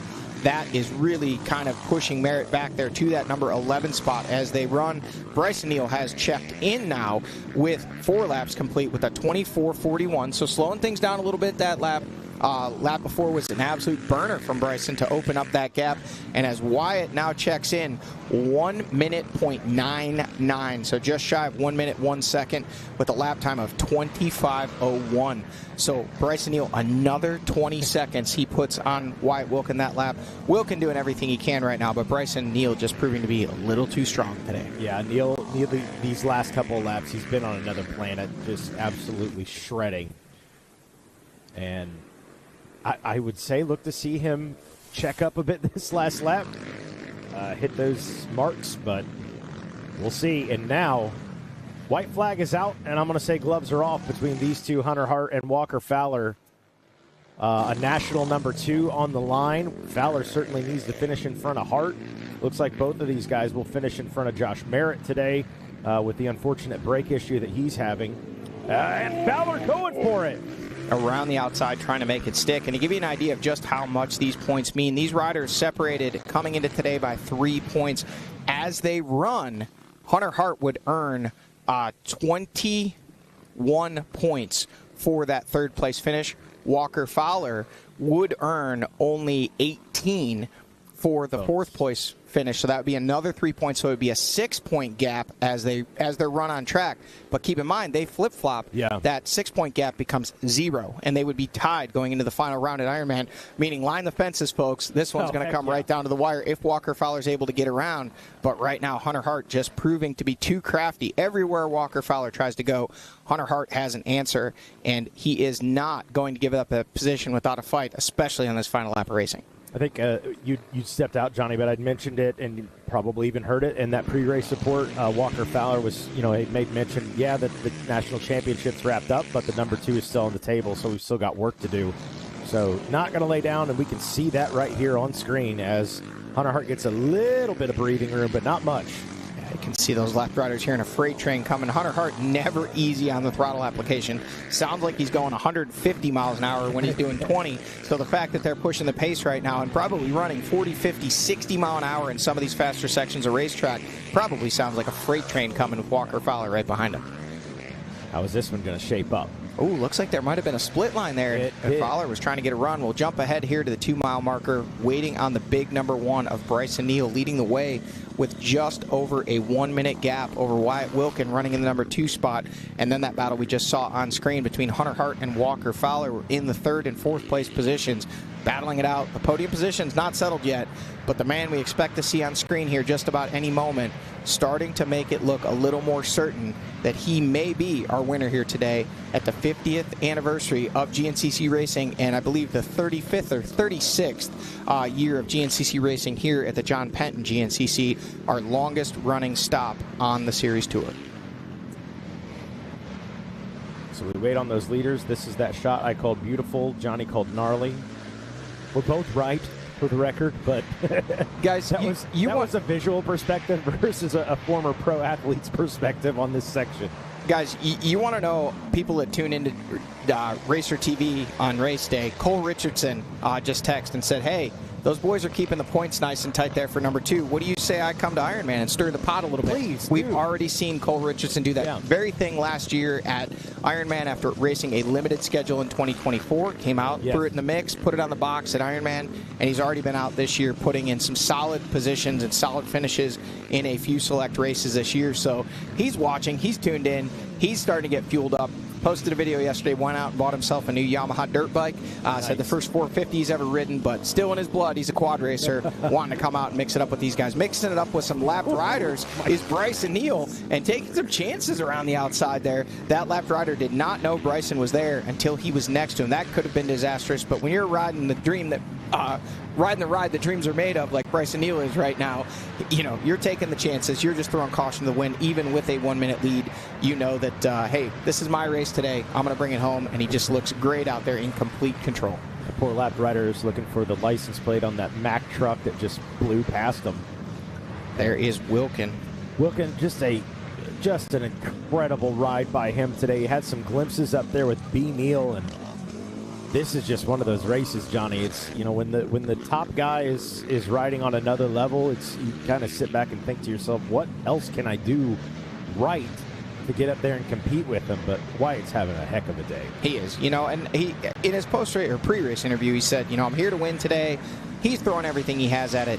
When you're going up against the likes of Bryson Neal and all these riders, to be in a podium position is nothing short of a phenomenal day. He's riding very well. He may be a little disappointed when this one ends if he does come out in the number 2 spot, but at the same time, it's still one of the best rides he's had in our last several rounds of racing. The last time that we saw Wyatt Wilkin on the podium was way back at Snowshoe at round number 9 with a second-place finish, and now here comes the battle. This is the hottest contested position on the track. Final podium position. Hunter Hart has it. Walker Fowler wants it, and they are throwing down. Yeah, this one's going to be fun to watch between those two as Walker Fowler ducks his head down to avoid some of that roost from Hunter Hart. And, back to your point on Wyatt Wilkin, we have not been down on him by any means this year, but you look at the success that he had last year, a national number 3. You talked about it, Johnny. It was kind of that almost like honeymoon phase of the pro career of, wow, I'm getting podiums. Wow, I got to win. This year you kind of expected, or he expected, to have some more of that same. Man, he's got he's got a couple of second-place finishes. He's got a third-place finish back in round 2. Really, you look at it, he's got 2 races where he did not score points. If you make those better days for him, Wyatt Wilkin is the same rider he had last year. He's had a couple of, kind of mulligans this year. Yeah, and obviously I think the one that most likely looms the largest was that DNF at round number 1. When you come in with that number 3 plate on the machine, you fancy yourself a championship contender, which Wyatt surely is on ability and merit. But at the same time, starting off with a 0-point score on day number 1, not the way you want to start the 25 season. So I honestly think he's rebounded quite well. Also not scoring any points at round number 6 was Wilkin, which that was another tough mud race there, and I believe he overheated. So disappointing day for him there. But, you take that out of it. Every race has been solidly inside the top 10, 3.7, 6.4, 2.7, 2.44. So even several races just off the box there in that number 4 spot. We did see Brandon Owens come through there solidly in that 5th place spot on that Sturdivant Power Sports backed machine. Out there chugging along. A rough lap 1 for him, falling nearly outside the top 20 overall at points, and then working his way up all the way to the 5th place spot. At times the fastest rider on the track, just charging. There we see the Gator, Adam McGill. No visor. Don't know what's up with those. We see a lot of riders with, I believe that Adam McGill runs that Liat helmet, magnetic visor, and it seems like they just look at a tree the wrong way or get roosted. Those visors are gone. Chloe Harper, we see that a lot with her in the morning race. We see that in Promoto and SMX with the Lawrence brothers with those A-Stars helmets, Alpine Stars. Great products. They use that for safety, but in off-road racing, it can sometimes be challenging. Look at this. Josh Merritt has now made a pass. He's gotten around Jay Shadron. He's up to the number 8 spot, so was back there in the number 11 spot, trying to claw and clamber back any points that he's able to, as he came into today tied with Hunter Hart for 2nd place in points. Gonna give up some points today unless he can pull out a real magic act here on the last lap. But since we saw last, he's gotten around Harrell, he's gotten around Glaude, he's gotten around McClure, he's gotten around Shadron now, and he may potentially have the speed. Adam McGill was not too far ahead of him there. So we saw some fireworks between those two at round number 1 with seemingly a little less on the line. Now with the points very tight, McGill's obviously going to be fighting for his position. A great ride for him today in the number 6 spot. And then we do also have the 3:11 of Tiemann in there on corrected time, running in 7th place now, was up to that 6th place spot, but really since lap number 1 has been solidly inside the top 10. Now we see Wyatt Wilkin coming through in the number 2 spot here at our mile marker number 3. Moving right along, white flag is out. We are getting down to the nitty-gritty in this one, and Bryson Neal's leading the way and has got pretty significant gap right now. It has been the Bryson Neal show. Wyatt Wilkin with some glimmers of hope earlier in this one, but that gap alleviated. Hard-charging Bidwell Bullet. Now, Wyatt Wilkin still holding strong and still a sizable margin over Hunter Hart in the number 3 spot, Walker Fowler in the number 4 spot, and those guys in an absolute throwdown, old school battle royale. We see Walker Fowler inside, outside, and Hunter Hart again not cracking under pressure and surely not slowing down. He is pushing the pace, trying to do everything he can to keep the number 2 of Fowler at bay, but Fowler just keeps throwing everything he has at him, and it looks like now Hart has opened up a gap. Hart all alone here at the 3-mile marker. He now has the biggest gap we've seen since he got around Fowler several laps ago. So Fowler was putting the pressure on, but now Hunter Hart all alone in the number 3 spot. We do not see nor hear any sign of Walker Fowler at the 3-mile marker. It's heartbreaking. Real quick, if you're here on property, just got word from Dunlop. I think this was maybe a little bit earlier today, but I think an incorrect wheel was either taken or swapped. So if you were just at Dunlop and you picked your stuff up, head back down there. I think they need to make an adjustment or get you the right thing. But nonetheless, if you just left Dunlop or did earlier today, check those wheels and tires. Make sure you got the right ones. So back to the race in action. And we're down to the nitty-gritty. We are in southeastern Ohio. Go ahead, Johnny, real quick. As we watch here, this is not a miscue on the part of Fowler. Something big happened here. Yeah. We don't want to speculate, but definitely a huge time loss. This is missed line or, getting tangled up here. It is, look at this. Here he comes now. I mean, that is a huge gap, probably over a minute back from Hunter Hart there. So something really coming derailed and now pushing him back potentially in the danger zone with the 246 of Brandon Owens in the number 5 spot behind him there. Not quite to him yet, but Fowler going from charging, battling for that number 3 spot, now all alone in the number 4 spot, quite a ways behind. And now here comes the 5th place ride of Brandon Owens. So he likely doesn't know that Fowler has had some struggles in front of him. But if Walker had something where he mangled up that machine at all or potentially dinged himself up, he may fall into the clutches of Owens here late in lap number 5, coming to the checkered flag. We welcome into the booth the voice, Porterhouse, the voice of Southeastern Ohio, the voice of off-road racing. Rodney Tomlin, how the heck are you, man? I'm doing well. I'm doing great watching this unfold. I'm sitting here with bated breath, as I always like to say, and my mouth kind of just dropped open at what we're witnessing. I will say this. Walker's still saving the position, but like Johnny pointed out, if there's more to this than what we recognize, this could really be pretty monumental on today's battle for that 2nd place position. Well, and for Brandon Owens, a lot at stake for him. He's got his best 2 finishes this year have been, if I'm reading that right, yes, 5th place. He's got a couple of 5th place, so he could better that with another position. Guys, another mix-up. Josh Merritt had gotten around Jay Shadron and was very nearly to the rear wheels of Adam McGill. We have not seen Merritt come through here at the 3-mile marker. There he is, goggles off. Something changed for Merritt. He lost a position and quite a bit of time there. In front of him too? I did not notice if it was. It may have been. It certainly looked like a Honda, but. And there is Tiemann. So Tiemann will be displacing some of those riders on corrected time. And if it was Jared McClure, as Mikey Waynes pointed out, that would push Josh Merritt all the way from the 8th spot back to the 10th place spot. So 2 valuable points in that quest to earn the number 2 or 3, but that's definitely as Walker Fowler and Hunter Hart well ahead of him on track. They are both going to, Hunter Hart was tied, so he'll definitely jump ahead. Walker Fowler would jump back ahead of Josh Merritt in the points. He was only 3 points behind him coming into today, with Merritt running in 8th, Fowler in 4th. He would be about 4 points ahead of Fowler, 3 points ahead of Fowler as they run on track. So we'll see how that one shakes out. Here is Wilkin coming through at the 5-mile marker in that number 2 spot. He's thrown everything at it today. Rode a masterful race, put in a big charge there on lap number 2, cutting a 36.5-second gap down to 12 on the fastest man on the planet in the woods on an ATV, Bryson Neal. No small feat there, but he awakened a sleeping giant. Bryson Neal responding with a blistering fast lap number 3, stretching that gap out 40 seconds, and then last lap just slightly over 1 minute. So he has just set down a pace, and you could see him up on the pegs, charging that machine, absolutely glued to the ground, perfect lines, hitting all of his marks, coming through this section of racetrack here, and marching his way towards what will be a checkered flag in the hands of our GNCC official, Ricky Towery, and that will be the curtains on this one, but he's still got a few more miles to get it done. See if the Bidwell Bullet can hang on for it. I believe would be win number 38, assuming our all-time stats has been updated. it's never too early to talk history, right? I mean, like if Bryson Neal picks up a win today, if he picks up a win Saturday, I'm not trying to jump too far in the future, possibly flirt with Barry Hawk, 4th all-time next year. He would need 10 wins to do it, assuming he wins the last 2. But wow, we'll just throw that out there and get folks talking already. I think it's his, 7th win for him this season? I believe so, yeah. Let's see, 4, 5, 6, yeah, 7. Oh, getting a little loose there.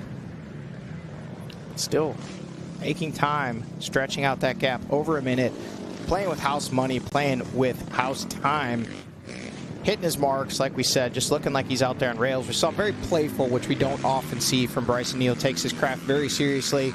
Leg off, kind of motioning to the crew earlier on in the race, and he is just charging with a 1-minute gap. He has only a few miles, about 5 miles of racetrack left to potentially put his 8th win of the season, 38th win of his career, and those are stats that are starting to become legendary status, like you said. Tracking down a guy by the name of Barry Hawk, who has 7 ATV championships, 8 overall, the only rider in GNCC history ever to win on both a ATV and a motorcycle. Now, the 3rd place ride of Hart no longer has his shadow. He has broken free from Walker Fowler and gained a big chunk of time. We know Fowler having some type of issue there, falling back about half the distance to Brandon Owens in that number 5 spot. So Hunter Hart in good position to find himself on the podium today if he can just keep all things rolling heading through these final few miles of racing. Can I say it from a race fan standpoint? This has got to be probably the greatest weather day that I can remember in recent history at a John Penton GNCC. I know it's later in the season, but man, perfect temperature to racetrack. We had got rain around here, and I couldn't tell you when. And then earlier this week it started raining, and man, it has produced a great racetrack today, and obviously great battling. So I'm probably echoing a lot of the same things that you guys have been talking about. But again, being the oldest facility and the racetrack on the series, it really brings something out each and every time. Yeah, you can see those coffee grounds kicking up off the rear tire of Bryson Neal coming through that pro pit section. A little bit of hard pack. Oh, yeah. Some dust kicking up there, but that's all been tracked in with bulldozers. We got big semi-trucks driving across that throughout the weekend, but as he gets back into the woods, like you said, Rodney, just absolutely perfect dirt here. The moisture in this Ohio clay, don't often see it this perfect, and Bryson Neal taking full advantage, using all the grip and all the racetrack to stretch out that lead. Down to the nitty-gritty here, I believe under 5 minutes before they're due in. So by the time we get a checkered flag, we'll get into a little bit of bonus racing over the 2-hour mark. Not a lot, but we'll take some free racing. You guys didn't even have to pay for that at home on Racer TV. I don't think you had to pay for any of it, but nonetheless. Oh, you don't give your Venmo? No, I do not. I mean, I could throw that up there. It is my birthday. Start begging for money. Maybe just a free coffee. Yeah, I'll take coffee. Or a bottle of some brown water. Yeah, exactly. All right, Bryson Neal on screen leading the way, clicking off the mile markers, getting closer to a checkered flag and race win number 8 of 2025. Nothing in it for him. Didn't even need to come to the track today. Had already wrapped up this 2025 title. We talked earlier in the show in his pre-race interviews. He said, business as usual for me. I'm not as much pressure, really, with the championship not looming over my head. I know I've got that part of the season accomplished, but there's 13 races, and I want to win as many as I can, Rodney, and he's looking like he may do just that today. Absolutely. I think he's coming kind of, he's riding a high from, being here at home again. And then, I was talking with him. I do a radio show here locally in the area, and one of the stations that I'm on, Bryson listens to, and it's in his area. And we were going to try and get an interview with him but the GNCC film crew for the 50th anniversary celebration documentary that they're doing on that, they were filming, and they kept filming right during the times that I needed to talk to him. So I never did get a chance to talk to him. But yeah, he's got some pretty good things going on. A lot of family here, and it's always good to win at your home race, especially after I think, didn't he lose to Walker last year at this one? I believe Walker Fowler did win this one last year. And, looking at, what you mentioned there, that Blackwater, the GNCC documentary, 50 years of GNCC, that movie will be releasing we believe sometime early in 2026. They've been following GNCC starting towards the end of last season, documenting, all kinds of different riders, from youth riders to female riders to age-class riders to career-long GNCC veterans to champions, and they're really kind of trying to capture the essence of GNCC. And when you talk about that right now on the ATV side, Bryson Neal, 4 championships in a row. He's really just been the class of the field since winning that first championship in 2022. He's just been able to come back after that devastating injury suffered here in 2021 while battling for that championship with Walker Fowler. He, got off the racetrack, had a horrific crash, damaged his knee, opting to have surgery. Was still able to ride, but just wasn't at 100%. And you heard a lot of doubts from not only other people, but Bryson himself saying, I believed in my abilities. I knew it was the right thing to really take care of myself, get that surgery, have that ACL repaired. And since he's come back at the beginning of 2022, he's just been the class of the field. We've seen, on any given day, we've seen Josh Merritt, Walker Fowler, Wyatt Wilkin, many other riders grab a win, but it's really just been the Bryson Neal show from round 1 to round 13 the last 4 years, and he's shown today, even with that championship locked up, he's still asserting his dominance at the front of the field. And honestly, there's a lot to be said for that. This isn't a guy who's saying, okay, 4 championships, I'm going to hang it up at the end of the year, ride off into the sunset. He's already starting to get in these guys' heads for 2025 and saying, even with nothing on the line, I'm still here to win. You want to take this championship away from me in 2026? Come through this big number 1 and this big chiseled physique that I've built to win races. And one thing I want to point out, back in 2022, whenever he began his bid and his domination, I guess you could say, of the ATV class, there was a wind of change in GNCC that began to blow that year. And if you look back through, you look in comparison to the names now to the names then, there's a few of those names that remain the same, but there's a lot different names. That top 10 looks a lot different than it did in 2022. And there's a lot of names that have worked their way out of the youth ranks into the Pro-Am ranks now. And we're starting to see them really take hold. And, I don't think the wind of change is done blowing yet, because we've got a whole new crop of riders that are about to really set the next gen, if you will, in GNCC racing. Sorry, Mike. I was going to say, just piggybacking off of that, we look at guys like Wyatt Wilkin. We talk about him. Hey, he wasn't the greatest youth rider. He wasn't even the greatest amateur rider. But, man, when he got into that XC2 class and then into the XC1, it just clicked for him. Josh Merritt's another one. I'll use air quotes, late in his career, really came on, started taking his professional career very seriously, and he's been, sensational the last couple of years. So who's that other rider that's out there that maybe we don't talk about a lot yet in the amateur ranks or youth ranks, that once they become a grown man, they like, okay, I can take this serious, I can have some success. And then in that same breath, who are the Alex Tiemans, the Bryce Polans of the group that we kind of have our eyes on to be that next guy? Well, to your point, you just have to look at your leaderboard on the left side of the screen. You've got Alex Tieman up in that 7th place spot, a local product here from Ohio, coming up through the ranks in GNCC, winning that XC2 title last year, now up in the mix for top 10 overalls, showing he has the speed to run at the front of that XC1 class if he does choose to jump up there. The way things are looking today, he may put the wraps on that XC2 title. We could see him on the XC1 row as early as 14 days from now at the Ironman GNCC. Bryson Neal on screen, still marching his way towards the checkered flag. And then again, just go a little farther down, Danik Paquin, a product out of Canada, a top rider there that has come and had some serious success in GNCC, had a podium in Florida last year, had a podium at a round earlier this year at the Buckwheat GNCC, and back with us again today, running in that number 2 spot in XC2. Keaton Henderson, a longtime GNCC racer, product through the youth ranks, through the amateur ranks, now up into our Pro-Am ranks, sitting in a podium position just behind him. Jeremiah Wolf, son of former GNCC great Brian Wolf, many race wins. Legacy. And then going even further back, that blue, those are amateur riders. These are, frankly, just kids. They're in what we call the college A class. But I can tell you, all of those kids, talent stout, and I apologize, I never know if it's Brody or Bryce. I don't know which one's the older one, but I think that one is Bryce Pullen in the number 2 spot in that college A class. And then Ryan Wilhelm, son of former XC1 racer way back in the day, before it was even called the XC1 class. Scott Wilhelm had a single-digit number, was number 10 at least one year, was a top 10 rider in his own right back in the mid-1990s out of Pennsylvania there, kind of right on the West Virginia line. I don't know where they call home nowadays, but Ryan Wilhelm, this definitely his best ride of his career in that college A class, a rider we've seen a lot of speed out of in those schoolboy classes over the last several years. So Stout, Pullen, Wilhelm, all riders recently graduated from that schoolboy class that runs at 10 a.m. And here it is, guys. Bryson Neal coming to a checkered flag. Bring us home, Rodney Tomlin.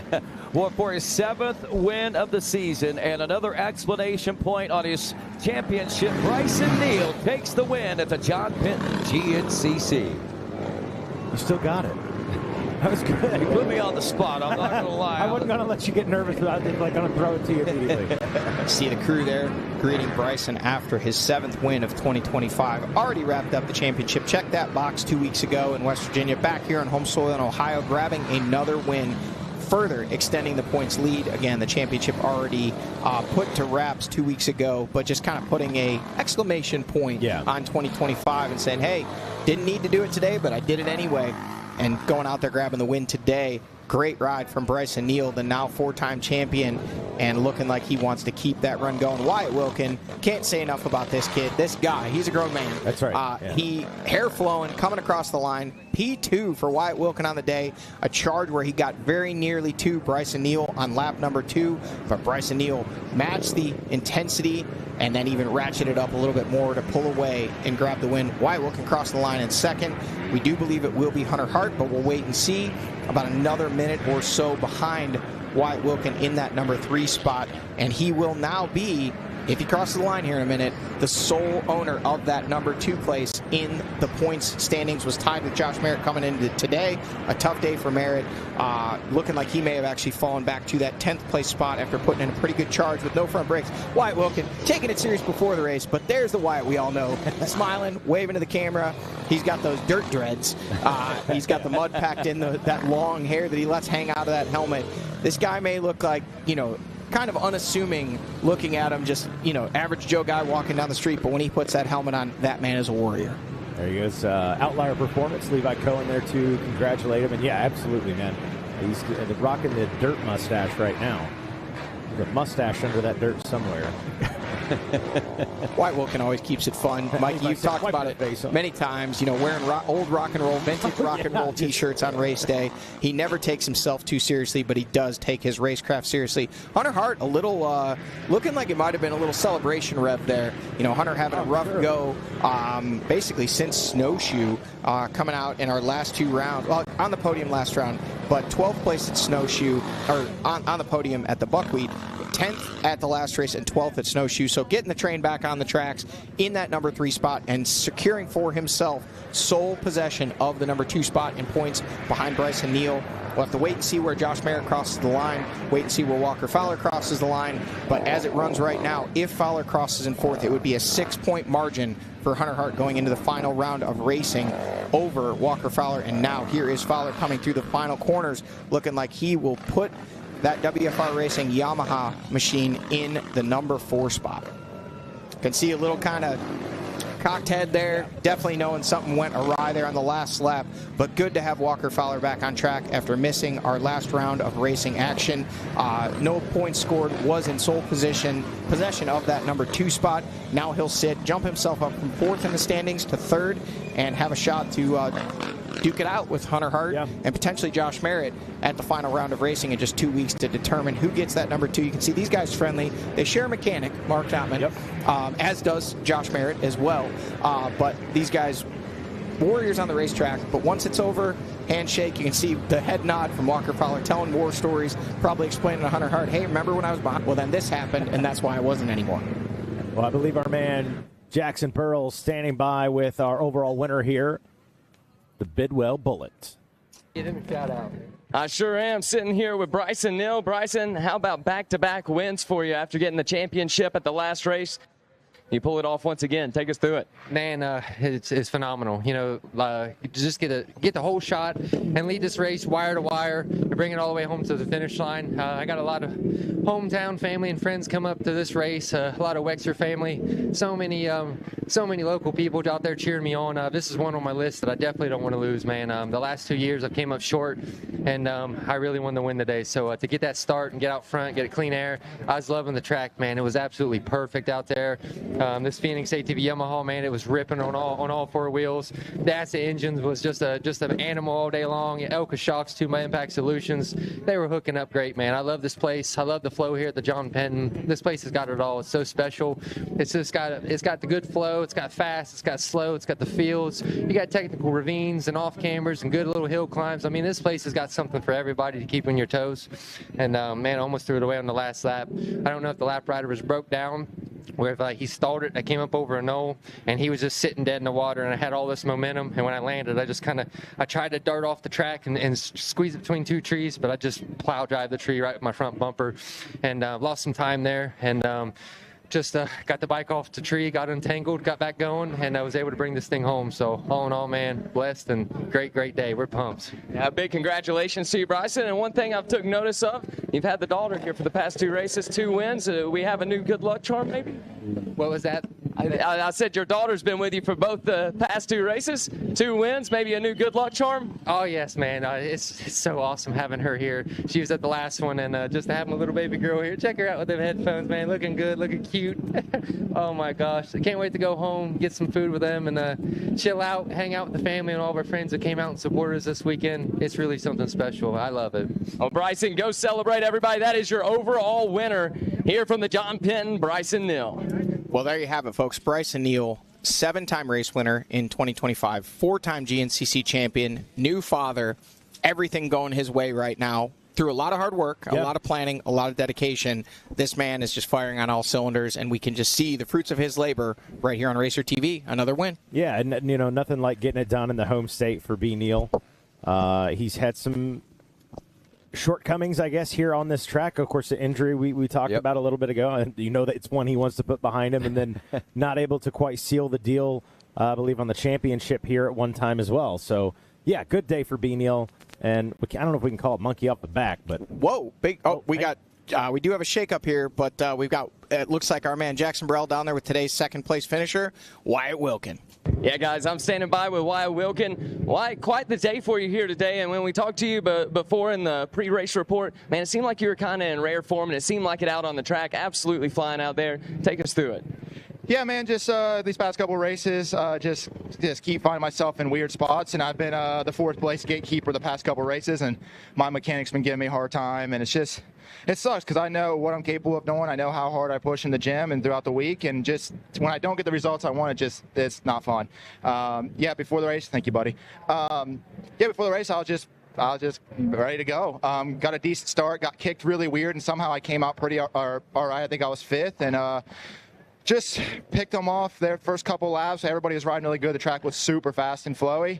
And then I got to 2nd, and Bryson was 30-something seconds out, and I started clicking it up. I was like, dude, I got to catch this guy. This is the track he's super fast at. And everybody's cheering me on. I kept seeing his dust a little bit closer and a little bit closer, and I was like, dude, I'm catching a bullet. And come down the creek section, I could just see him ahead of me, and there was a really fast fire road just after that, and I was going just a little bit too hard. Got a really weird kick, almost went flying off this ledge, and I was just like, you know what, dude, let's back it down.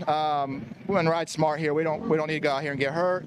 And then I started scaring myself. I started like braking early and checking up, and I'm like, dude, like, what am I doing here? But no, just a good day. Coming here 2nd, track, like I said, was so sick. They did an awesome job putting it together, and I'm happy. Hey, one more race left to go here in 2025. One more time for you to show what the world what you're capable of here in 2025. What's the plan going into Ironman? What's your thoughts? Yeah, I don't know how many weeks we got, but train hard, work hard. I need to get on the bike a little bit more. Dude, Ironman's my favorite race of the year. Buckwheat's pretty close, but Ironman's probably my favorite. And just the atmosphere, everything there, I'd love to win that one. Me and Bryson really close at Hoosier here halfway through the year. I'd love to run it back, maybe in the front this time. All right, you heard it, guys. He's going to be ready to go. Wyatt Wilkin, your 2nd place overall.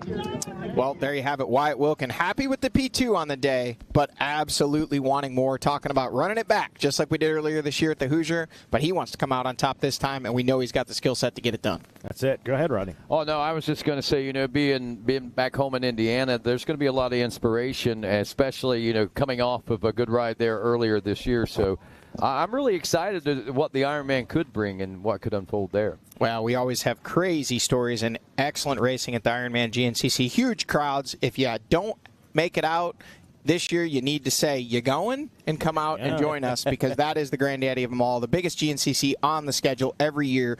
Will not disappoint next year. Again, that XC1 title has been decided. We'll wait for confirmation. It looks like Alex Tiemann coming across the line in that number 9 spot will grab that XC2 Pro-Am win, and that may be enough. We'll wait for confirmation from our race officials. He may have put the wraps on that. But that said, still plenty of racing action to go at the Ironman GNCC. These guys are all going to be out for blood, trying to make the final statement of 2025. We were talking before we went to that interview there. Actually, looks like we're ready again for another interview with Jackson Burrell here with today's third-place finisher, Hunter Hart. Yep, we're ready to go here with Hunter Hart. Hunter Hart, third place here on the overall for the day. Man, what a battle you had for those last few laps coming all the way down the line. Take us through it from your point of view. Yeah, it was good. Got mangled off the start. I mean, I don't know what everybody was thinking there, and it just was bowling balls there, and just had to pick them off one by one from there. And fortunately, this place is good. You know, I can roll here, and you know, luckily I hooked up with WF, pumped to have him back, and we were rolling until about midway through the third lap after we pitted. Brakes had kind of been fading in and out all day, and then they're gone. Like right now, they're just a sponge over there, and last lap was gnarly, especially with that. I was just trying to milk it home, and I was worried we were gonna smoke the fronts in the process. And but no, I mean, Walker and I were rolling. It was nice to ride with him. Dude can roll, and I made the joke that I was being chased by a goat shark out there, and you know, it was one of those things, no matter where I went, no matter what I did, it was like we had some Velcro on there, and it was good. You know, it's always fun. Like, I knew that if I made a small bobble, he was going to, you know, give me the toe I needed there at the end, and it was good. I just wish him and I could have started a little further up, you know, been 1-2, and but no, all in all, good day. Bike felt good. You know, we made some drastic changes between the GNCC 3 weeks ago and now, and they paid off. Definitely allows for me to go faster. Just need to be able to charge a little more, and just gotta lay off that rear brake a little bit more. Maybe Mark will cut it off, and I'll just have like a stubby that I got to use from now on. But no, good day, good points day. Had to respond after the race 3 weeks ago. You know, basically that was start cross where you started where you finished, and didn't make for good racing. Today was good racing, and yeah, cards fell where they should have. Well, congrats on bringing this one in for a podium. That is Hunter Hart, your third place overall, everybody. Well, congratulations to Hunter Hart, rounding out that top three for the box. Certainly a move in the right direction for him, and maybe that's what he needs. Maybe he just needs that rear brake cut off, and he can go full send, grab him a win at Ironman. Yeah, he definitely looked aggressive today, coming through the pack, putting himself up in a podium position, and a good points day for sure for Hunter Hart. So as we wrap things up here, we want to take a look at our specialized race recap in what is maybe not even arguably, maybe the greatest weather we've ever had at a John Penton GNCC.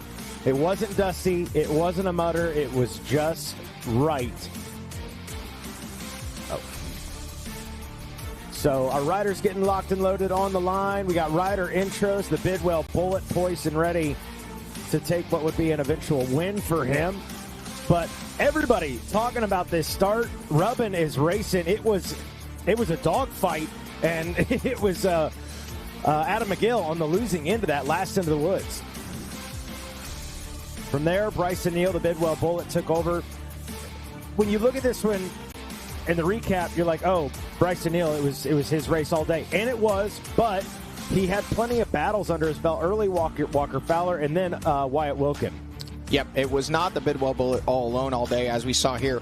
We did hear him say he had a little miscue on the track, had to pull the bike back, get going again. That may have been a portion of that time he lost, but Wyatt Wilkin was absolutely charging. Bryson Neal responded, started to stretch things out again, looking comfortable, looking smooth, looking fast, and just continuing to march away, extending that gap. 51 seconds was the tail of tape at the end of a little over 2 hours of racing, but Wyatt Wilkin looking so strong there in the number 2 spot, already talking about he wants his turn in 2 weeks' time at Ironman. Yeah, he does, and boy, he had some opportunities today. Got as close as I believe you'd mentioned, I think 13 seconds at one point, but Bryson Neal just finding another gear, but again, nonetheless, stellar ride by Wyatt Wilkin. Go ahead, Rodney. Yeah, I mean, I think a lot of the race, you know, as Bryson takes the win here, and obviously he's got that championship wrapped up. I think a lot of the race, the story was told back there in that battle for second place. Yeah, that was the one. Yeah, we watched that one all day. Unfortunately for Walker Fowler, a little mistake in there. Something happened and fell back and was out of that battle. And then, that's the way it went. That battle for third. And Walker Fowler ended up just outside of that.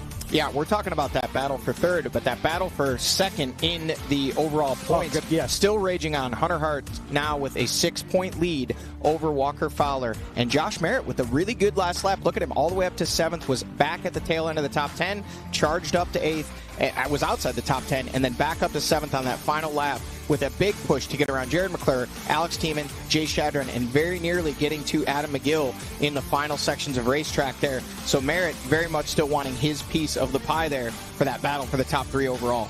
Hats off to Alex Tiemann as we look at that top 10 overall, cracking into the top 10, finishing 9th. Not as good as we saw him earlier in the race, but still believe we're waiting on reports to find out some confirmation, but should be enough, I believe, for Alex Tiemann to wrap up that XC2 championship. So, round 12 in the books. What big takeaways from today, Rodney? Well, I think one of the biggest takeaways that I've got is the biggest question is who's next? Right now with obviously it isn't complete domination by Bryson Neal, but it is very dominating what he's doing, and he always seems to be able to pull that rabbit out of the hat, and he's able to keep that pace, and he's winning by decent margins. We saw that happening with Walker Fowler. We saw also Walker Fowler win, 8 championships by the time it was all said and done, and right now at the halfway point, and you look back through the ranks, he's got some challengers coming, but who's going to step up next is what I'm left with. Johnny? For me, I think I got 3 things. The takeaways, Bryson Neal, business as usual. Championship was already wrapped up. No reason to go out there and do it, but he did it anyway. Yeah. Grabbing the win today, commanding fashion. Wyatt Wilkin with a big charge back after some disappointing races, putting himself in that number 2 spot, putting himself back in the battle, coming into 2026. And I think for me, the other standout performance today, Hunter Hart really charging up. I know those are our top 3, so it seems easy enough. But, Hunter Hart, Josh Merritt, Walker Fowler all battling over that number 2 spot in the overall points at the season's end, and Hunter Hart coming out on top of that battle today. Hunter Hart was just on one today, and he looked really good. Yeah, he was stellar. I'll go outside the top 3. I'm going to take Brandon Owens, another 5th place finish. I believe his 3rd, maybe 4th one of the year. Certainly at least 3 of them, which is great. But how long, Johnny? You were a pro rider yourself. How long before you go, man, I got that 5th. Hey, I got another 5th. I'm getting sick of getting 5th. I want that podium. Yeah, I think if you're Brandon Owens, you got to put that feather in your cap and say, another top 5. We did it again and did it the hard way. Oh, yeah. Having, a mangled front end. We saw that on Racer TV. Coming back through the pack, riding his way back up into the top 5. But that's going to leave him wanting a little more, knowing, man, if I would have not made that mistake or whatever it is that happened that put him back there in the first place, he surely showed the speed that he could have battled for his first ever podium. So maybe we'll see that in 2 weeks' time at Ironman. We'll have to wait and see. Speaking of, in 2 weeks at Ironman, we'll take a look at our upcoming schedule here on Racer TV. Of course, we'll be back with more racing action tomorrow. Knock a couple of wheels off. We're going to go 2-wheel racing for the 3-hour race, pro bike race, and then we'll be back for Ironman over in Indiana to close out the season for GNCC on the 25th and the 26th. Well, on behalf of Jackson Burrell, Johnny Gallagher, Rodney Tomlin, I'll throw you in there, and the substitute for Zach. Camera operators, Josh Adam, Chance Adam, Kirsten, Mike, John, and Jack. Our drone pilot, Gabe Scholl. Our spotter, Hollywood. Manager, Dan Reinhardt. Second engineer, Jack Runner. Engineer in charge, Jordan McFadden. Our replay operator, Cam Cotter. Director, Don Hampton. Producer, Adam Gordon. And our executive producer, Ms. Carrie Jo Russell. I'm Mikey Waynes, and you've been watching GNCC on RacerTV.com.